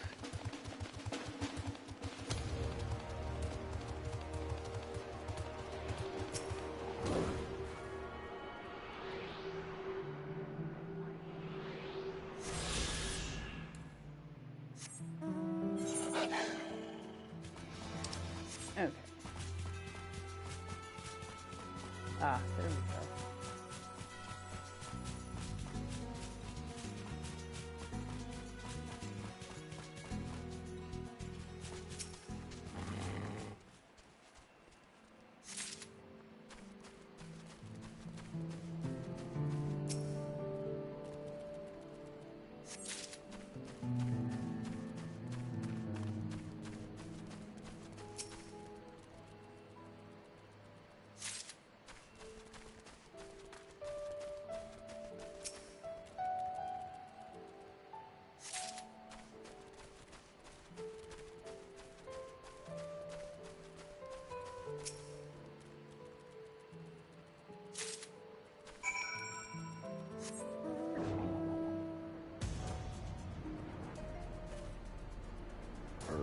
Pardon me.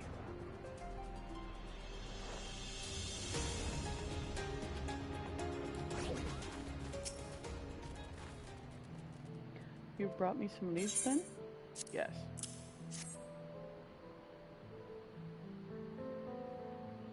An acceptable harvest.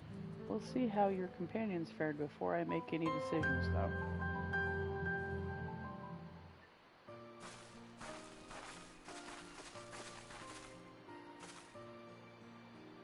Here, we brought our share as well.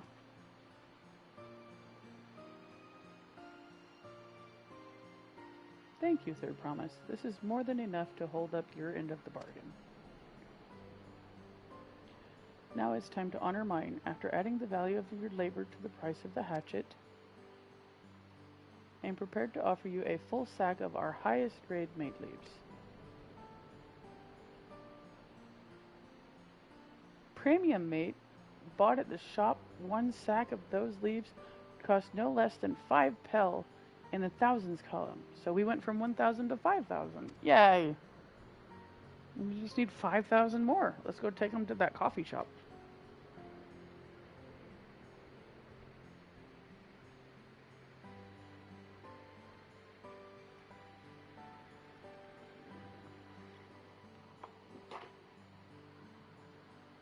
Then we can bid farewell to this hatchet.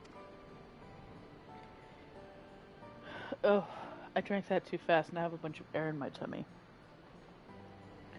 I'll give it a good home.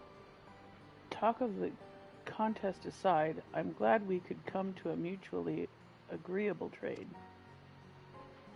As am I. All the best with the rest of your harvest.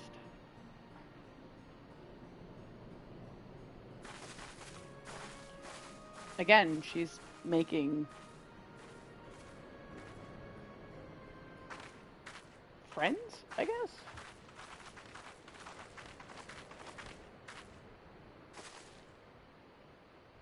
Ma Blue, what's wrong? It's as I was saying before, even after everything Tobley's done for me, I'm planning to abandon it all and become a merchant. But then I needed your help after forgetting a basic rule of trade. How can I expect Tobley to accept my decision then? Have you mentioned your plans to leave? So you intend to give up then?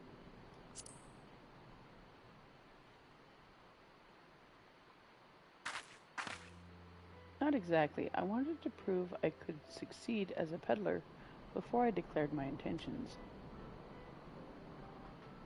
I seek to follow in my father's footsteps, but not because he expects it of me. I want to preserve Tural's peace, and becoming Dawn's servant happens to be the best way to do it. You should live a life of your own choosing, and I wouldn't be surprised if Tobley held the same opinion, so talk to him. You're right, it's better to find out for sure than worry over what he might say. Thank you for the advice. She doesn't seem the kind of person who'd give up anyway. But first, we have a saddle to buy. I want that success under my belt so I can be sure of my decision. Okay. My feet are getting too warm. What's next then? We try to trade our tea leaves for something halfway to 10,000 pel? No, I think we're close enough now. I say we go straight for the premium mezcal. Bargain our way into double the value, eh? Think you can do it? Trust me, I will make this trade work. I admire you, Third Promise. That you're holding your own against such strong competition for the throne is inspiring. Am I really holding my own against Kona and Zaralja?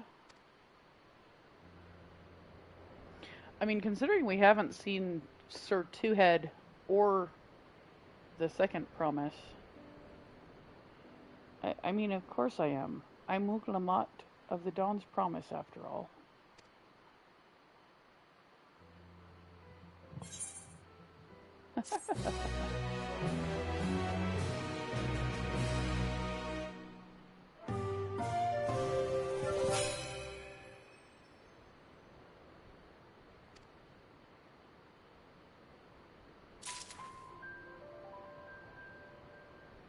I mean, unless they use these leaves to make the alcohol,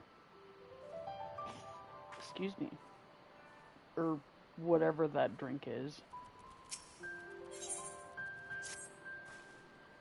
Before we go, let me give you the mate leaves. I don't need to risk proving Aaronville's point.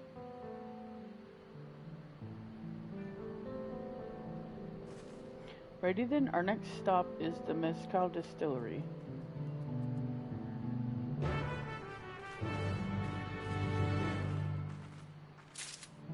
Okay.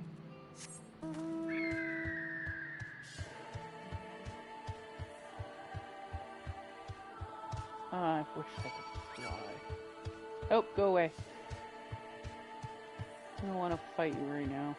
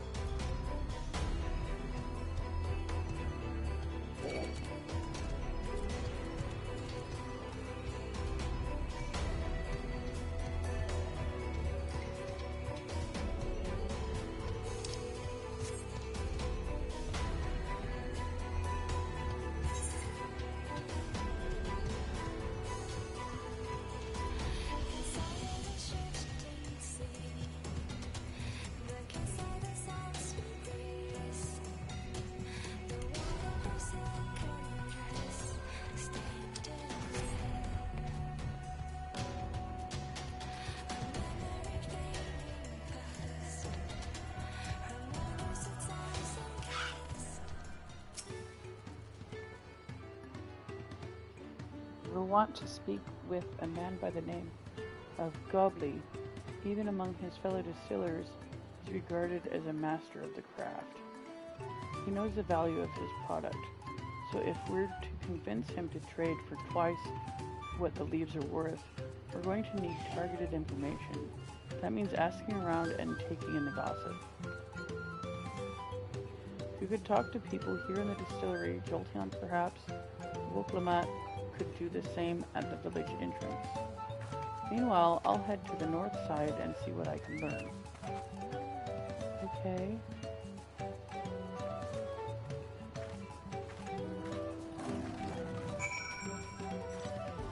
I'm pretty sure it was this guy that was over here earlier when I was looking for Tobley.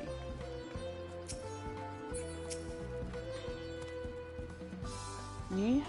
I'm a chef from Tuliolal. I often come here to buy Gobley's mezcal, the finest in Tural, according to my customers. He always brings out a jug during our dealings, but I can't handle this stuff too well myself. I take small sips, not wanting to be impolite. You understand, but still end up so addled as to agree to whatever price he quotes me. It would be nice to have less potent refreshments during such conversations. Also, I might have to seriously reconsider our arrangement. Okay, so he's probably gonna bring out the expensive stuff while we're trying to barter. So we need to avoid drinking that. There's not much I can say about Gobley, but I can tell you what Gobley's been saying. The other day, he was muttering about monsters prowling around Agave Jaws. That's the field where they gather ingredients for the mezcal. Their presence has made it harder to procure said ingredients, and thus driven up the price of his product. A boon, some might argue, but it's hard to celebrate when it affects the work as it does. Can't rightly bring joy to people if you can't keep making the thing they love. Okay, we could offer to take out the monsters.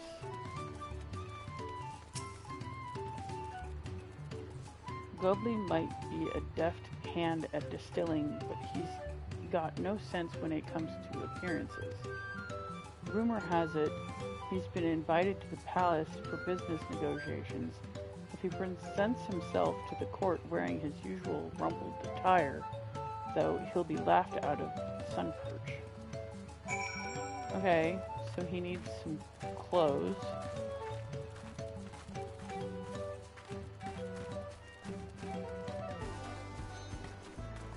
Don't drink what he brings out. He needs some clothes.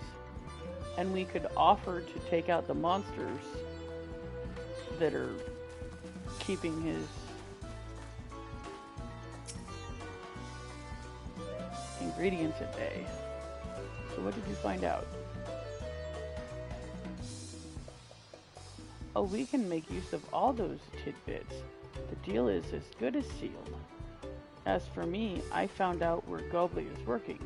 There's a millstone at the top of the slope behind the distillery. You go on ahead and I'll bring Luglamat.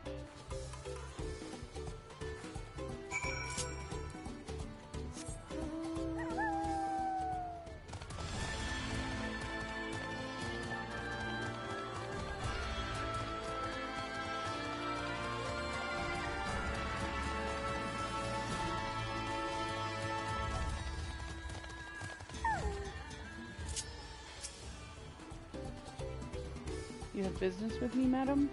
Why don't we talk down below so as not to distract the alpaca from its work?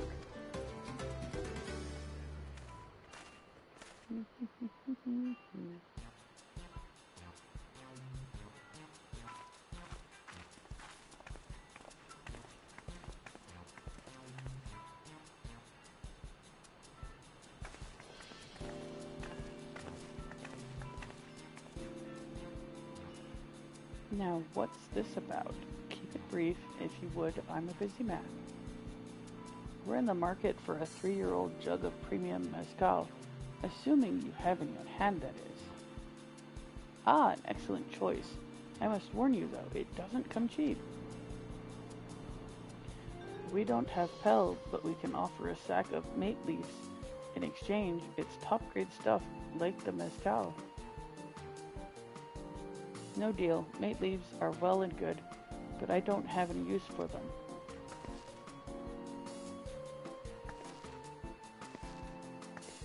No deal, just like that. Still, I'd hate to send you away empty-handed. Why don't we sit and chat over a cup of mezcal? Now the real bargaining begins.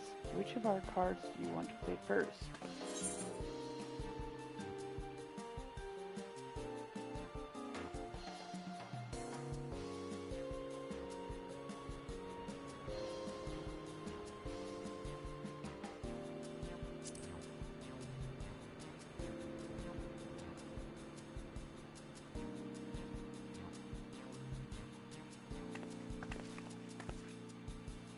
I appreciate your hospitality, but I'm afraid I can't hold my drink. I've heard one of your regular customers, a Hubigo chef, is the same. Seeing as not everyone can enjoy mezcal, I wonder if you might benefit from having other refreshments to offer. Something like mate tea, for instance, and brewed from the finest leaves, of course. Ah, you're right, absolutely right. I had noticed a growing reluctance on the part of my Hubigu friend, but did not realize I myself was to blame. I must endeavor to be a better host. Still, even with that added value in mind, no sack of leaves is worth the mezcal you offer. Or you're after. Should we offer to call the monsters causing them trouble? Not yet. We'll keep that card up our sleeves until we need it.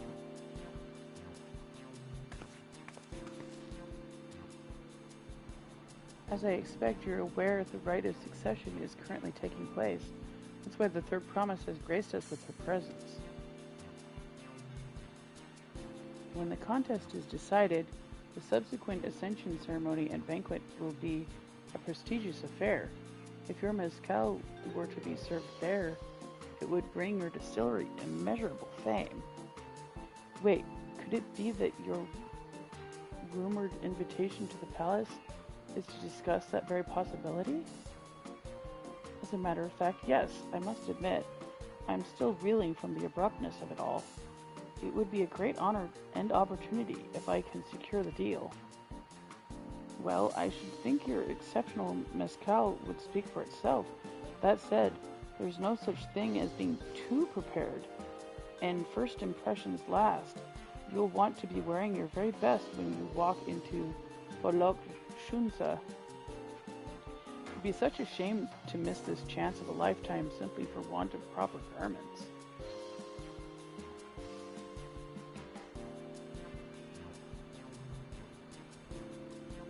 That it would. Are you saying you have garments to offer? Something ideal for court? We have no garments on hand, I'm afraid, but we can provide you with the next best thing, an introduction to a weaver. His name is Balnok, and his works are highly regarded in Tuliolal.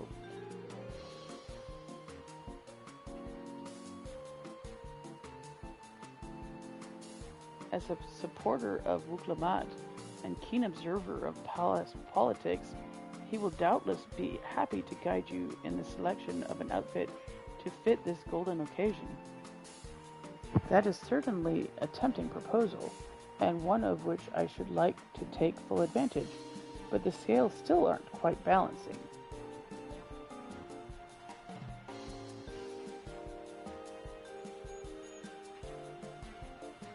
Say, weren't there monsters running amok in Agave Jaws?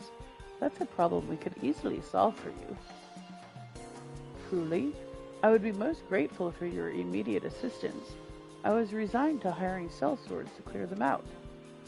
Factoring in that saved expense and an introduction to a trusted weaver, this is shaping up to be a sound bargain, all right. You have a deal. Yes, I knew you'd come around. Give us a moment and Jolty and I will take care of those prowling nuisances. In the meantime, I'll use the time to pen an introductory letter to Balnok. The fields you're looking for are just north of Huachinpelo. Be safe. Okay. So now we're going to go hunt monsters.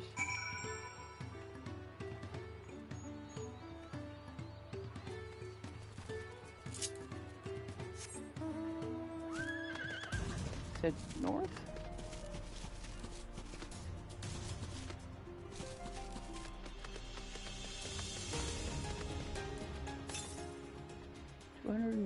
Yalms to the northeast.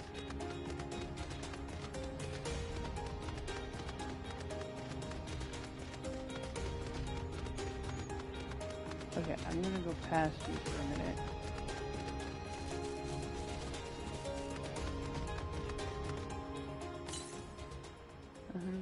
$135 yalms to the east.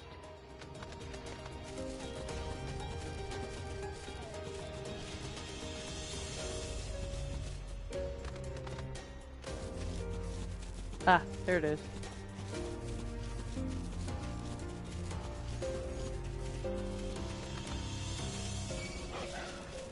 Ah, go away.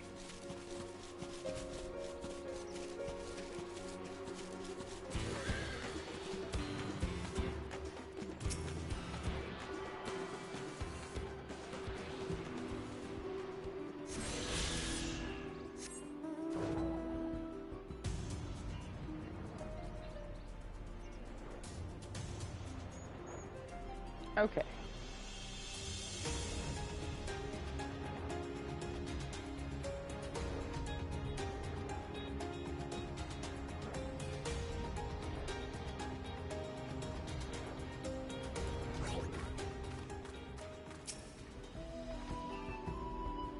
That should be agave jaws just over there.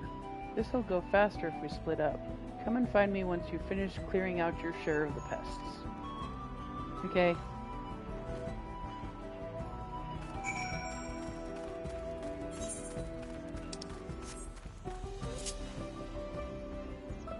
Okay.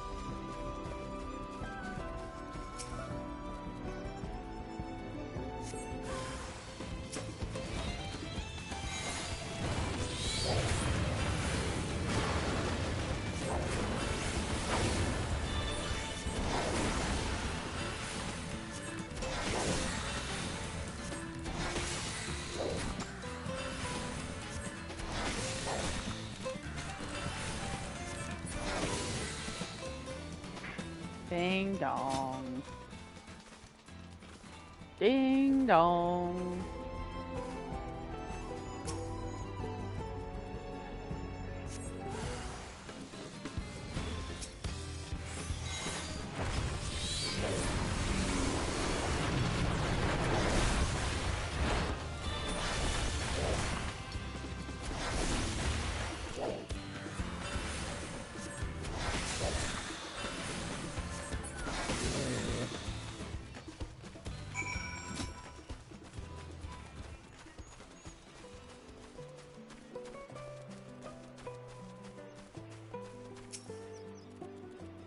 Compared to the creatures I hunted with Papa, this was no challenge at all. Come on, let's head back to the distillery. All that's left is to give Mablu the sack of leaves so she can seal the deal. Hopefully nothing happened to the sack of leaves while I was fighting. That would suck.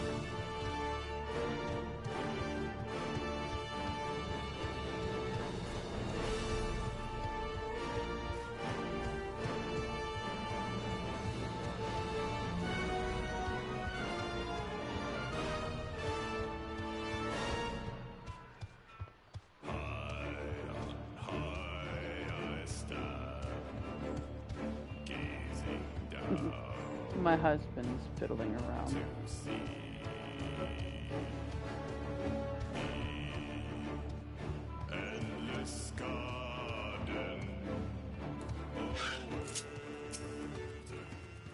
Those monsters were no trouble for you, it seems. Now, if I could just have the sack of leaves.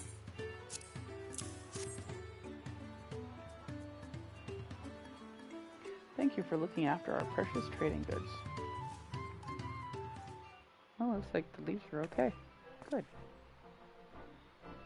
Your monster problem has been resolved. Master Gobley, here are the mate leaves and a written introduction to Ball Knock, as agreed.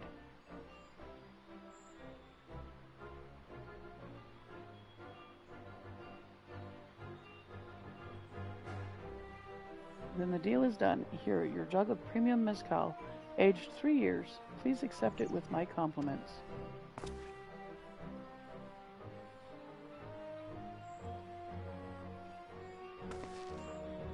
Yes, we finally have the mezcal. Great work, especially you, Mablu. You were the one that inspired me to come this far, Third Promise. But let's not celebrate until we have the saddle in hand. Ma Blue, is it? You drive a hard bargain, young peddler. I look forward to doing business with you in the future. Thank you, but truth be told, I'm just a ranch hand for now. Should I ever become a proper merchant, though, I'll be back to strike more deals with you.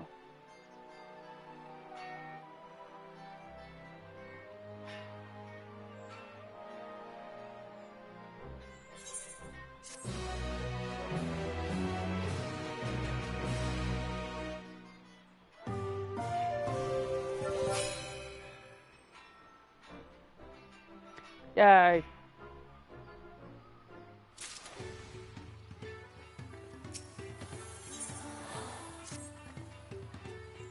Even at the palace, I don't think I've held a 10,000 pel jug of anything before.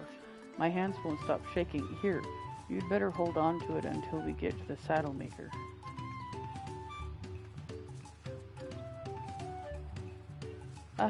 Can you imagine if we dropped it and had to start all over again? Luckily, Havli's place is not far. We just need to head across the plaza.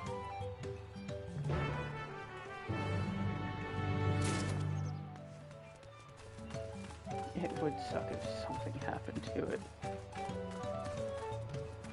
Like, say, we hand it to the guy and he accidentally on purpose drops it. This is it, the trade we've been working towards.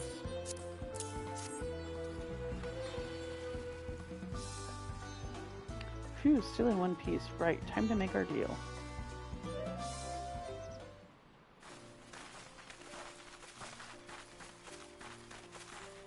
Get your tools ready, saddler. We've brought your precious mezcal.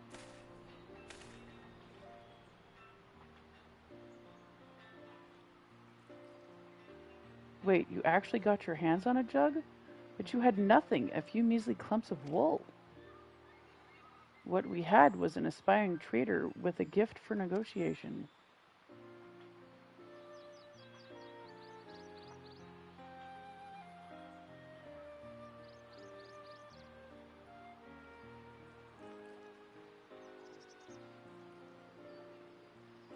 Although I'd sooner aid no claimant but Zeral Jah, I cannot go against the guiding principles of the Pelu Pelu.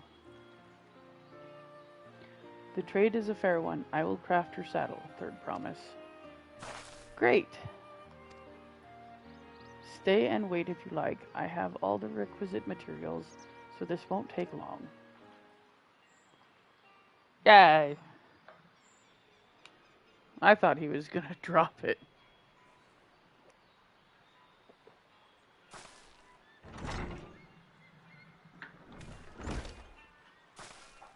Ah, itchy thigh. Your commission is ready. Catching a wild alpaca is never a simple affair, but you'll have an easier time of it with one of my saddles. Now, if you don't mind, I have other work that needs finishing. Ah, I can taste that smooth mezcal already.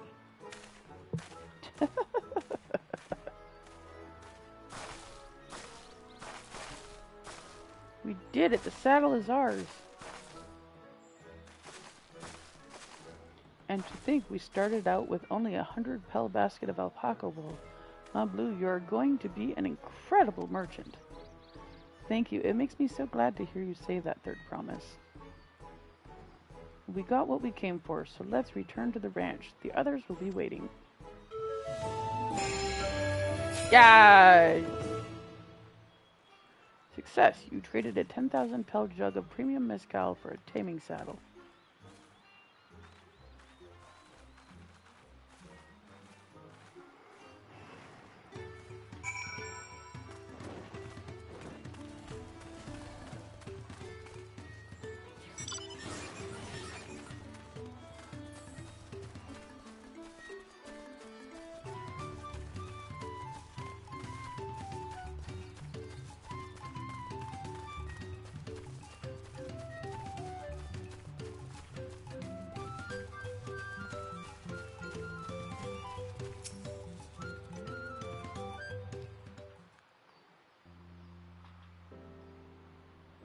You've acquired the saddle then? Yes, and thanks in no small part to Mablu. Before you rush off to catch an alpaca, though, let me teach you how to saddle one. I'll bring out one of our wild-born friends so you can practice.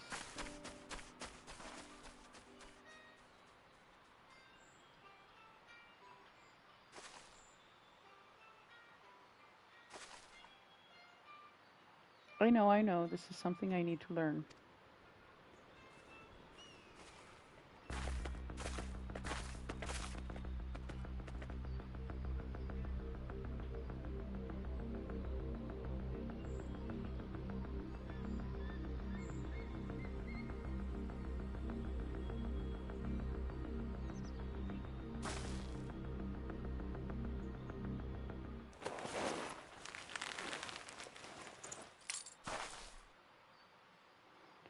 Great sunken gods, I did it.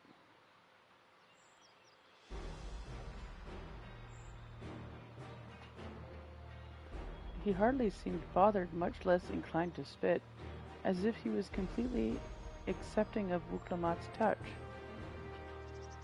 That is because of the singular scent with which the saddle has been coated. Alpacas find it very soothing.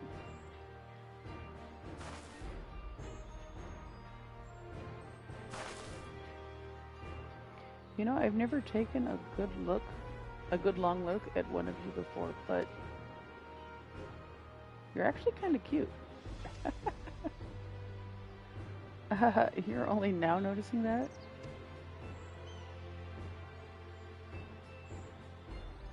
Zurl Jaw, he's back. And he's got a golden one, having done exactly what he set out to do. The alpaca he's brought, is it just me or is it glowing? I've heard tales of such a beast. They say the golden alpaca lives a solitary existence deep in the valley where it shuns the company of both man and its own kind.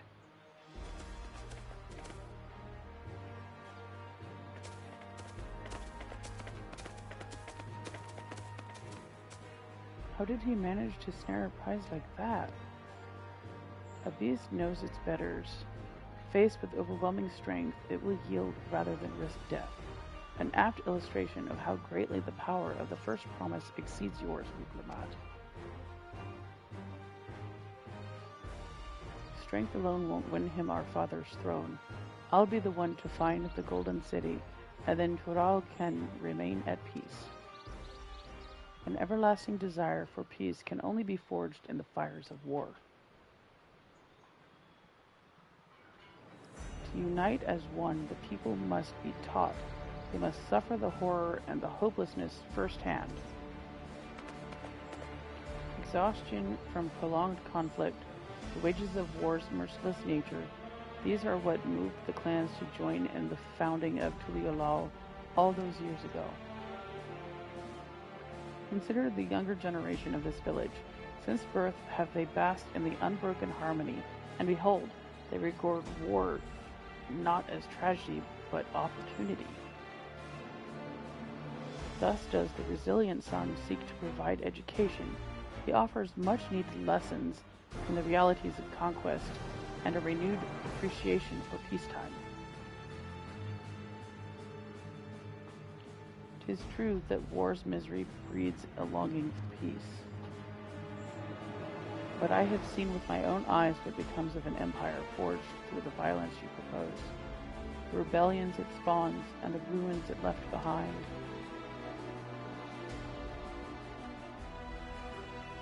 The Garlean Empire was a congregation of simpletons.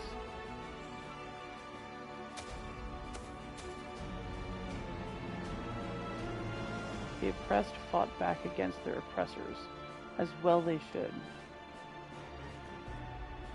Men are not beasts, only a fool would seek to rule over all with the threat of force alone. This is why Gulu Jaja did not elevate the Mamulja, why he treated all clans with equal respect. However, The first promise has his gaze fixed upon more distant horizons. He would unite not only Tulialal, but the star in its entirety. What? Why? I need not explain myself to you.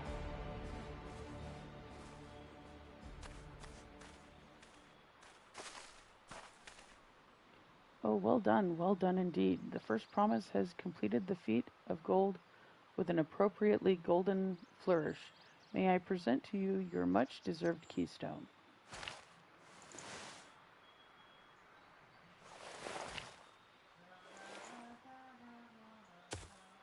He didn't show up to the bird one, though.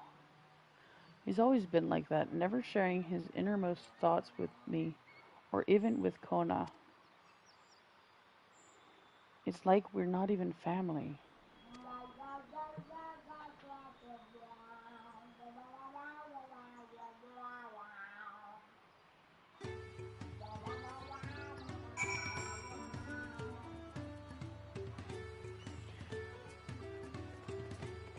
Oof, we're 2.5 hours almost. I'll ponder Zeralja and his mysteries later. Right now, I need to think about finishing the feat of gold. I have my saddle. I've practiced how to use it. So lead on to where the wild alpacas roam. The valley of Urunkanka is northwest of here. Come on, everyone. Even if we can't enter ourselves, we can see Wuklama off on her hunt.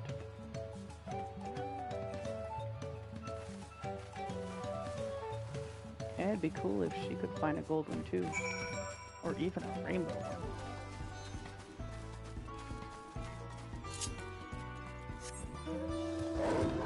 So where are we going? We're going south? Where are we going? Ah, okay.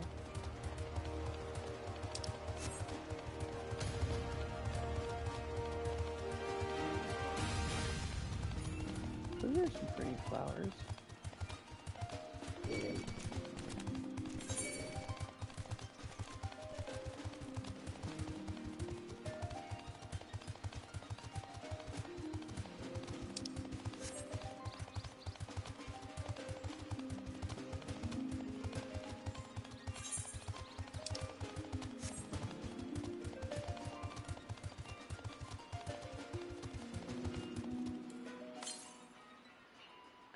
And 16 yawns to the west.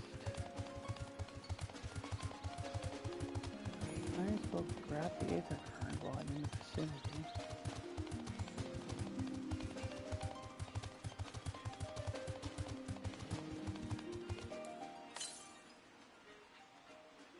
Yawns to the south.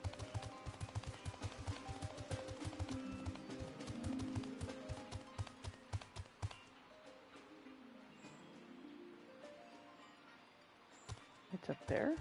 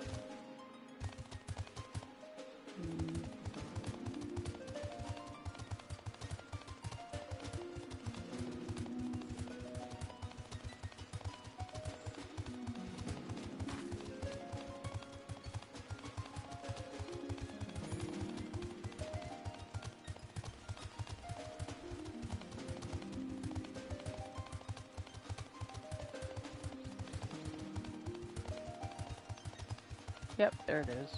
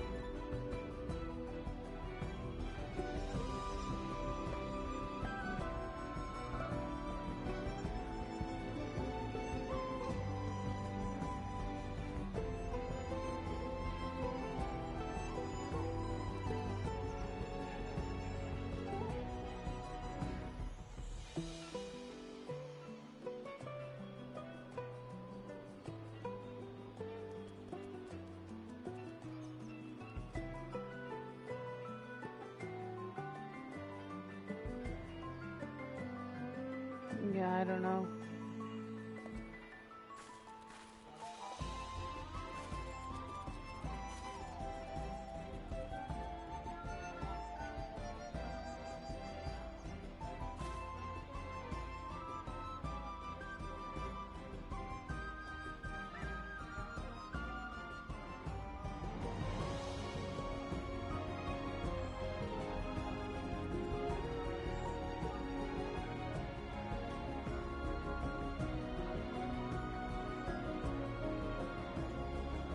I don't know. I can do this. I know I can. Okay.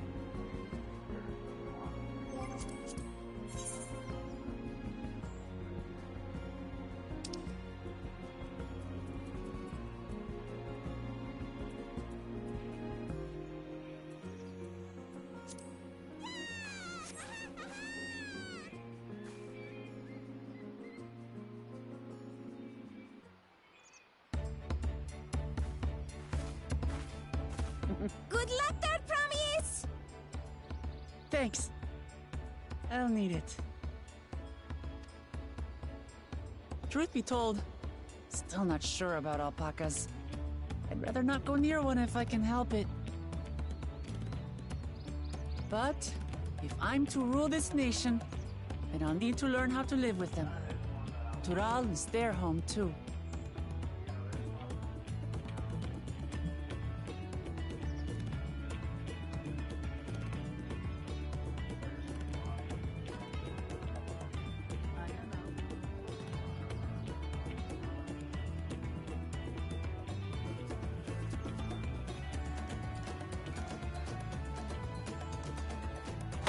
Right. I'm off.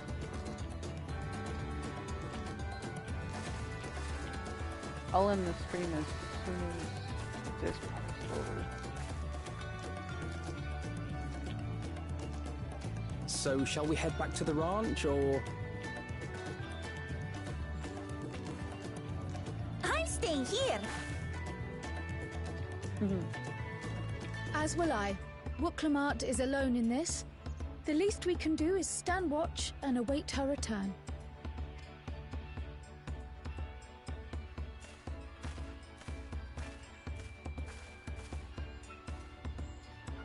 It may be a while yet. Help me pitch the tent.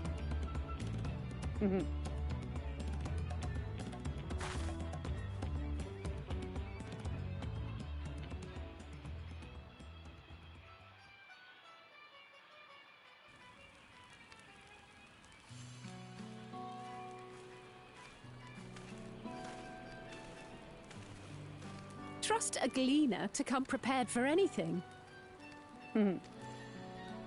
What's a gleaner? Someone whose job it is to travel the world and procure uncommon things for their employers. Erenville specializes in finding animals, I believe.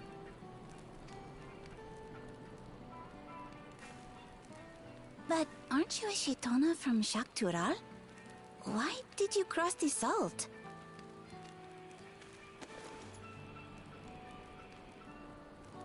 When I was much younger, the thought of leaving Tural never even occurred to me. But then, some years ago, my mentor tasked me with a difficult hunt. Something I could never find, she said, so long as I clung to the familiar. She suggested that I leave home, leave Tural, and join the Gleaners of Sharlian.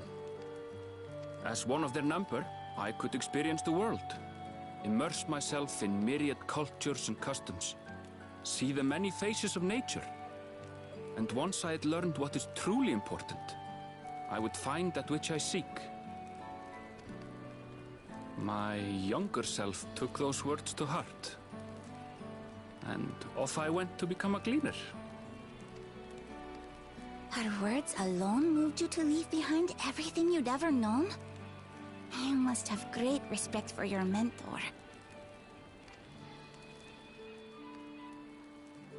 As it happens, gleaner work was much to my liking. And I all but forgot why I had pursued it in the first place. Yet, events conspired to put me back on the trail I'd abandoned. Wait, are you saying you were tasked with finding this city of gold? I was. And though my hunt is now entangled with the right of succession, I mean to see it through. Well then, I understand completely. We all have our reasons for seeking the Golden City. Which is all the more reason for us to work together. Just so.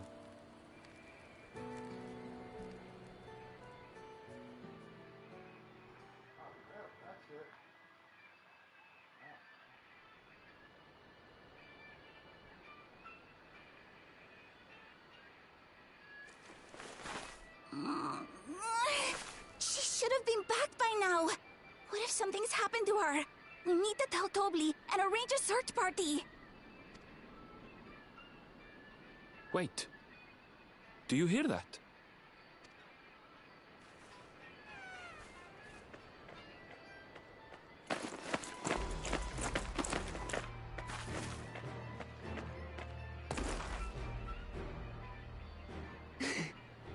I did it.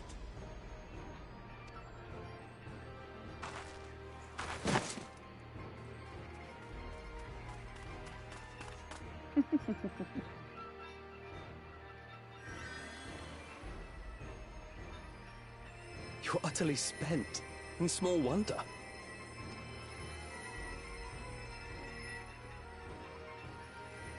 Well done, Third Promise. The ranch isn't going anywhere. Take a rest in the tent.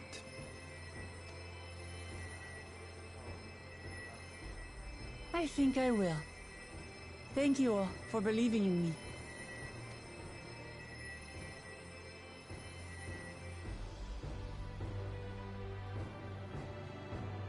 This time the other two didn't show up. I find it funny that the one didn't show up in the other section and they didn't show up over here.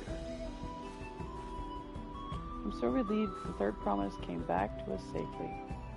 And the alpaca she tamed is a healthy looking beast.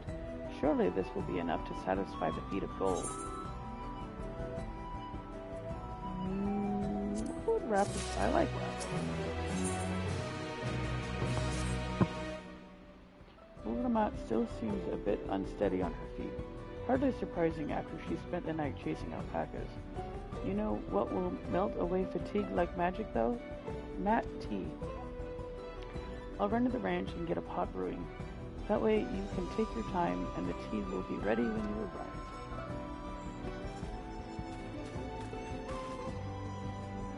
As Nodlu so wisely suggested, we shall set a slower pace for our exhausted Third Promise.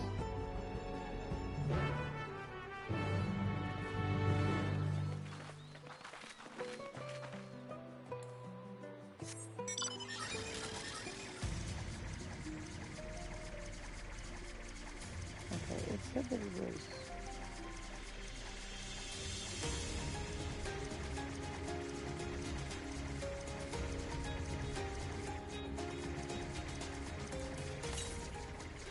Turn to 33 to the southwest. Might as well see if I can get it. Of course, my luck is going to be up on that hill.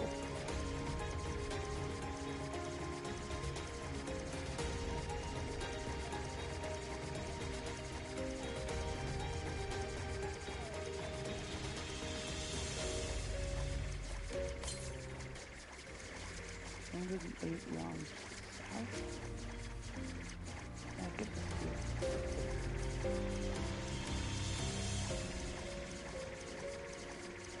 I don't see what it is up here.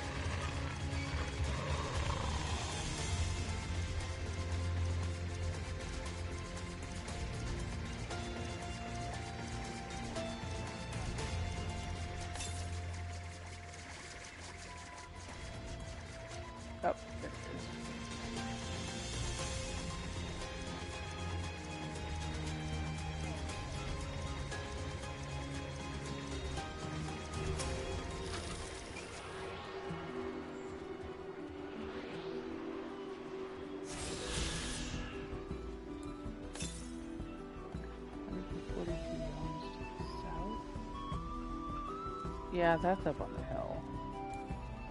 I can't do anything about that at the moment.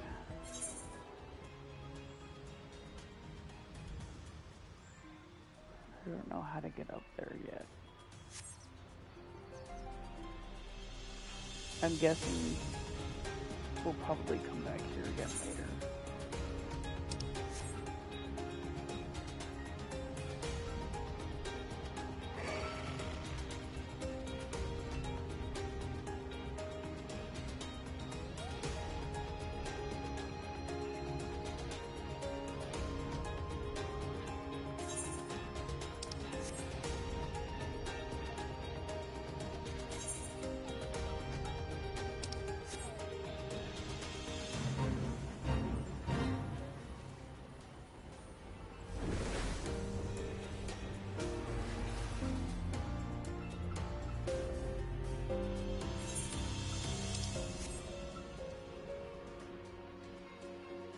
We'll get our gem and then we'll end our stream, and maybe I'll do some more tomorrow. We'll see. Guess technically it's today. Came back ahead of the others, did you? I should hurry along with the tea then. Uklamat can't be that far behind.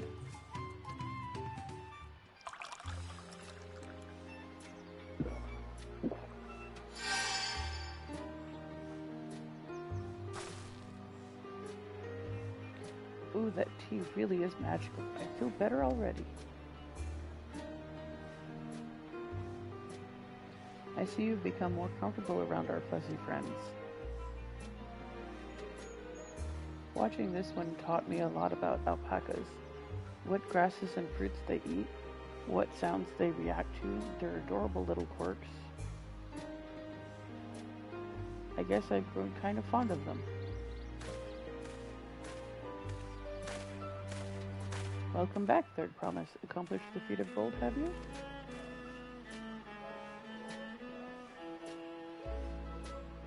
Yes, there's no mistaking a valley alpaca.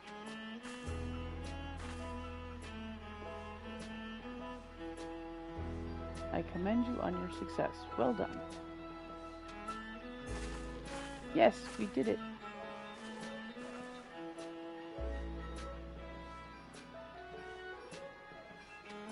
Although I couldn't find a shiny one like Zoralja did.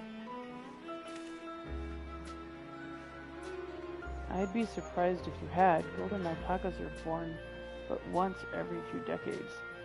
They are elusive, solitary creatures that are rarely seen, much less captured, thanks to their innate physical and magical gifts. Only a single other person is known to have caught one before, that being Gulu Jaja himself. Papa was chasing alpacas too? So my grandfather's stories say.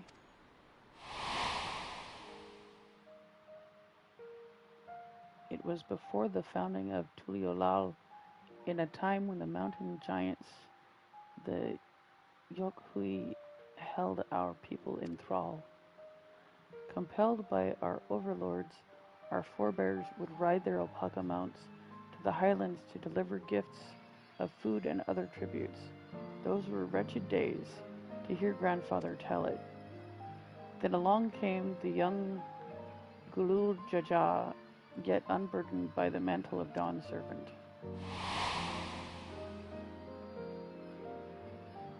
Our people were amazed by this imposing two-headed figure, equal to the Yokhui in stature, and puzzled by his entourage of mismatched minions. Companions, not minions. Some trembled in fear, believing a new conqueror had come. Yet Gulu Jaja showed no such inclinations. He sat and spoke with us, sipping from the cups of mate tea we offered him, and grew somber when he learned of our plight.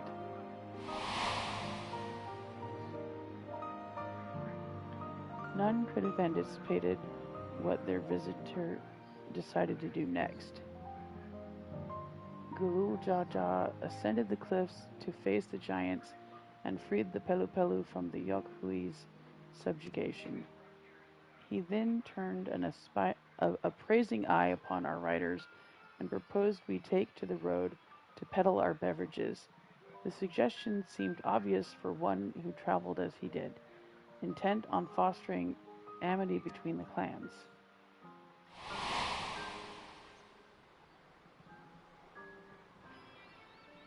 So it was that a few words from Gulul Jaja transformed us into a clan of itinerant merchants.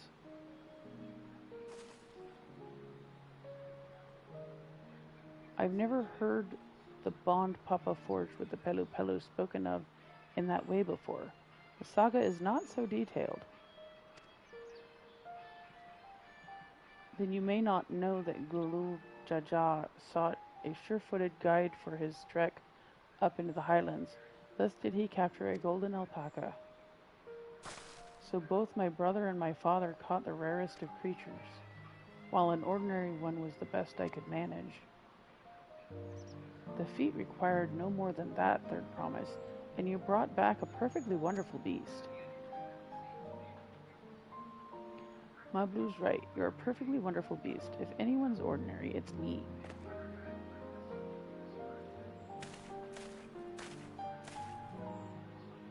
Not only did you accomplish the feat of gold, you also made many trades and brought joy to many people in true Pelu Pelu fashion.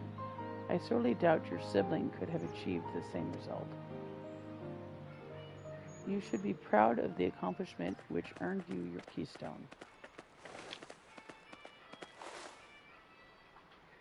Yay!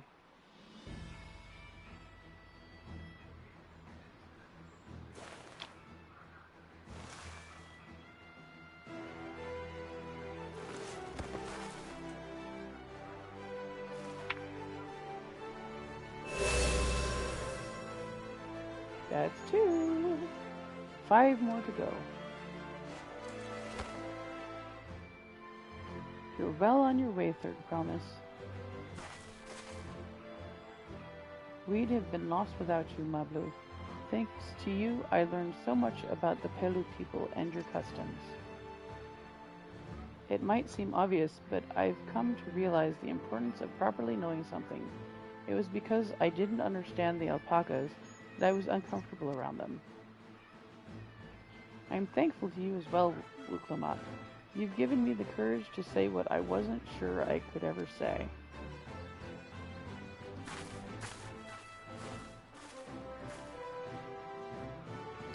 Tobli, I want to leave the ranch and become a merchant.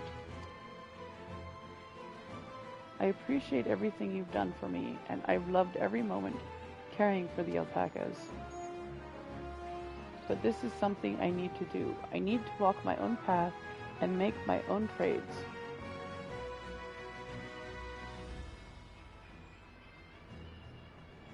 As your parent, allow me to say one thing. I've always tried to give my wards lives filled with as much happiness as I could provide. Yet never once have I wanted that to be the only happiness you knew.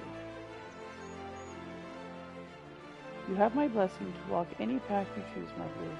It gladdens me to hear you've found a calling you wish to pursue with such passion. You will make an exceptional peddler, I'm sure of it.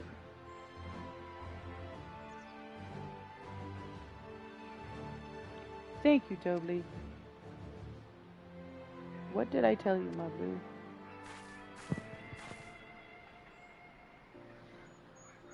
There's one last thing I can help you with, Third Promise. You need to find the Golden City, right? That's the end goal. And I suggest you talk to the Yakhui.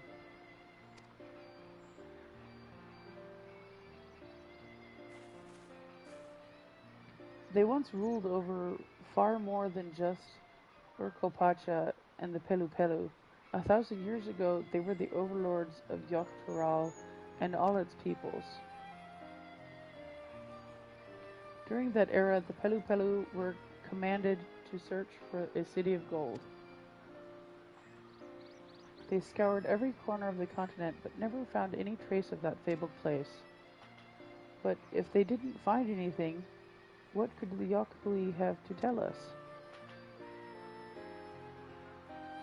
They may not have found it, but the fact that they thought to look for it at all makes me curious. Perhaps there's value in delving into how the legend originated.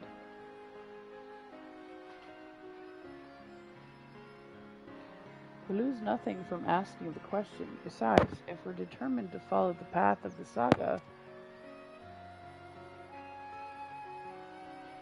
we'll be visiting the giants eventually.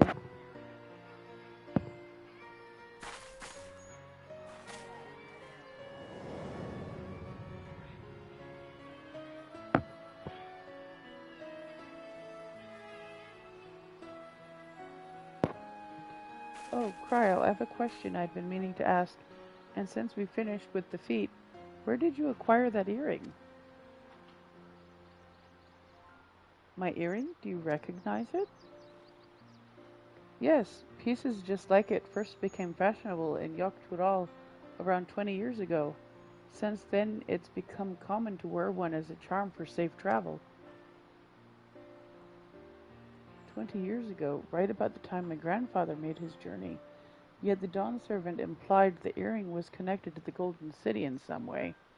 Surely there was more to its significance than simple fashion. If you want to know how it first came to be crafted, I could try to find out. Seeing as it's a regular seller for many merchants, I'm curious to learn about it myself. I would appreciate that very much. Thank you. Jumping feet first into the peddler's business, eh, Mablu?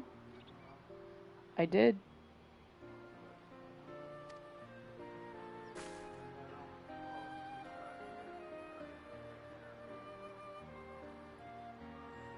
Right then. That's 2 keystones down. I say we head back to Tuliolal and plan our next move.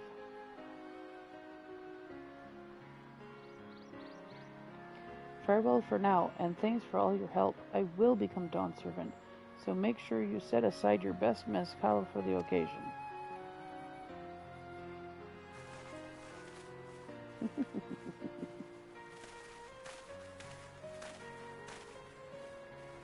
She has a fearsome opponent in that brother of hers. He even brought a golden alpaca to heal. But you've heard Zoral Jaw's supporters talk. They might see opportunity in his expansionist ambitions, but they find the man himself intimidating, terrifying even. Whereas I've grown to love Wuklamat. Everyone she meets will come to love her too, and that's why she'll win the throne. You might be right, Mablu. You might be right.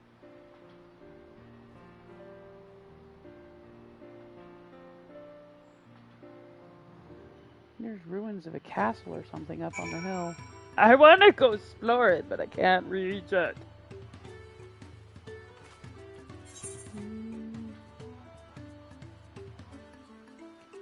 I don't see any. Maybe after I talk to Wuklamat again. It feels good to have the feet of gold safely under our belt, even if my victory pales beside Zoral Jaw and his shiny golden alpaca. I know I shouldn't let it bother me, and gods know you've all been so supportive, but I want to be strong, or wise, like my brothers, to be a promise that people respect. Which is not likely if I stand here carrying on and on about things. Let's move on. Back to Zbelyevti with us. The contest has hardly begun. Oh, we have, what, 5 more to go? And I was right. After I talked to her, I guarantee those 2 quests that popped up are probably Aether quests. So, like last time, I'll stand in front of one and we'll pick them up next time I stream. Maybe tomorrow, we'll see. It's probably going to go down for maintenance because this officially comes out on Tuesday. So yeah, stay crazy, have a great day, night, evening, morning, whatever it is when you're watching this. Don't forget to like, subscribe, and hit the bell icon so you get notifications when I'm streaming. Check out the website in the description. My buddy Shio did a great job. I still need to get a pair of those shoes. They're so cool. I'll have to try maybe for Christmas. We went a little overboard for my birthday. And I'll see you in the next video.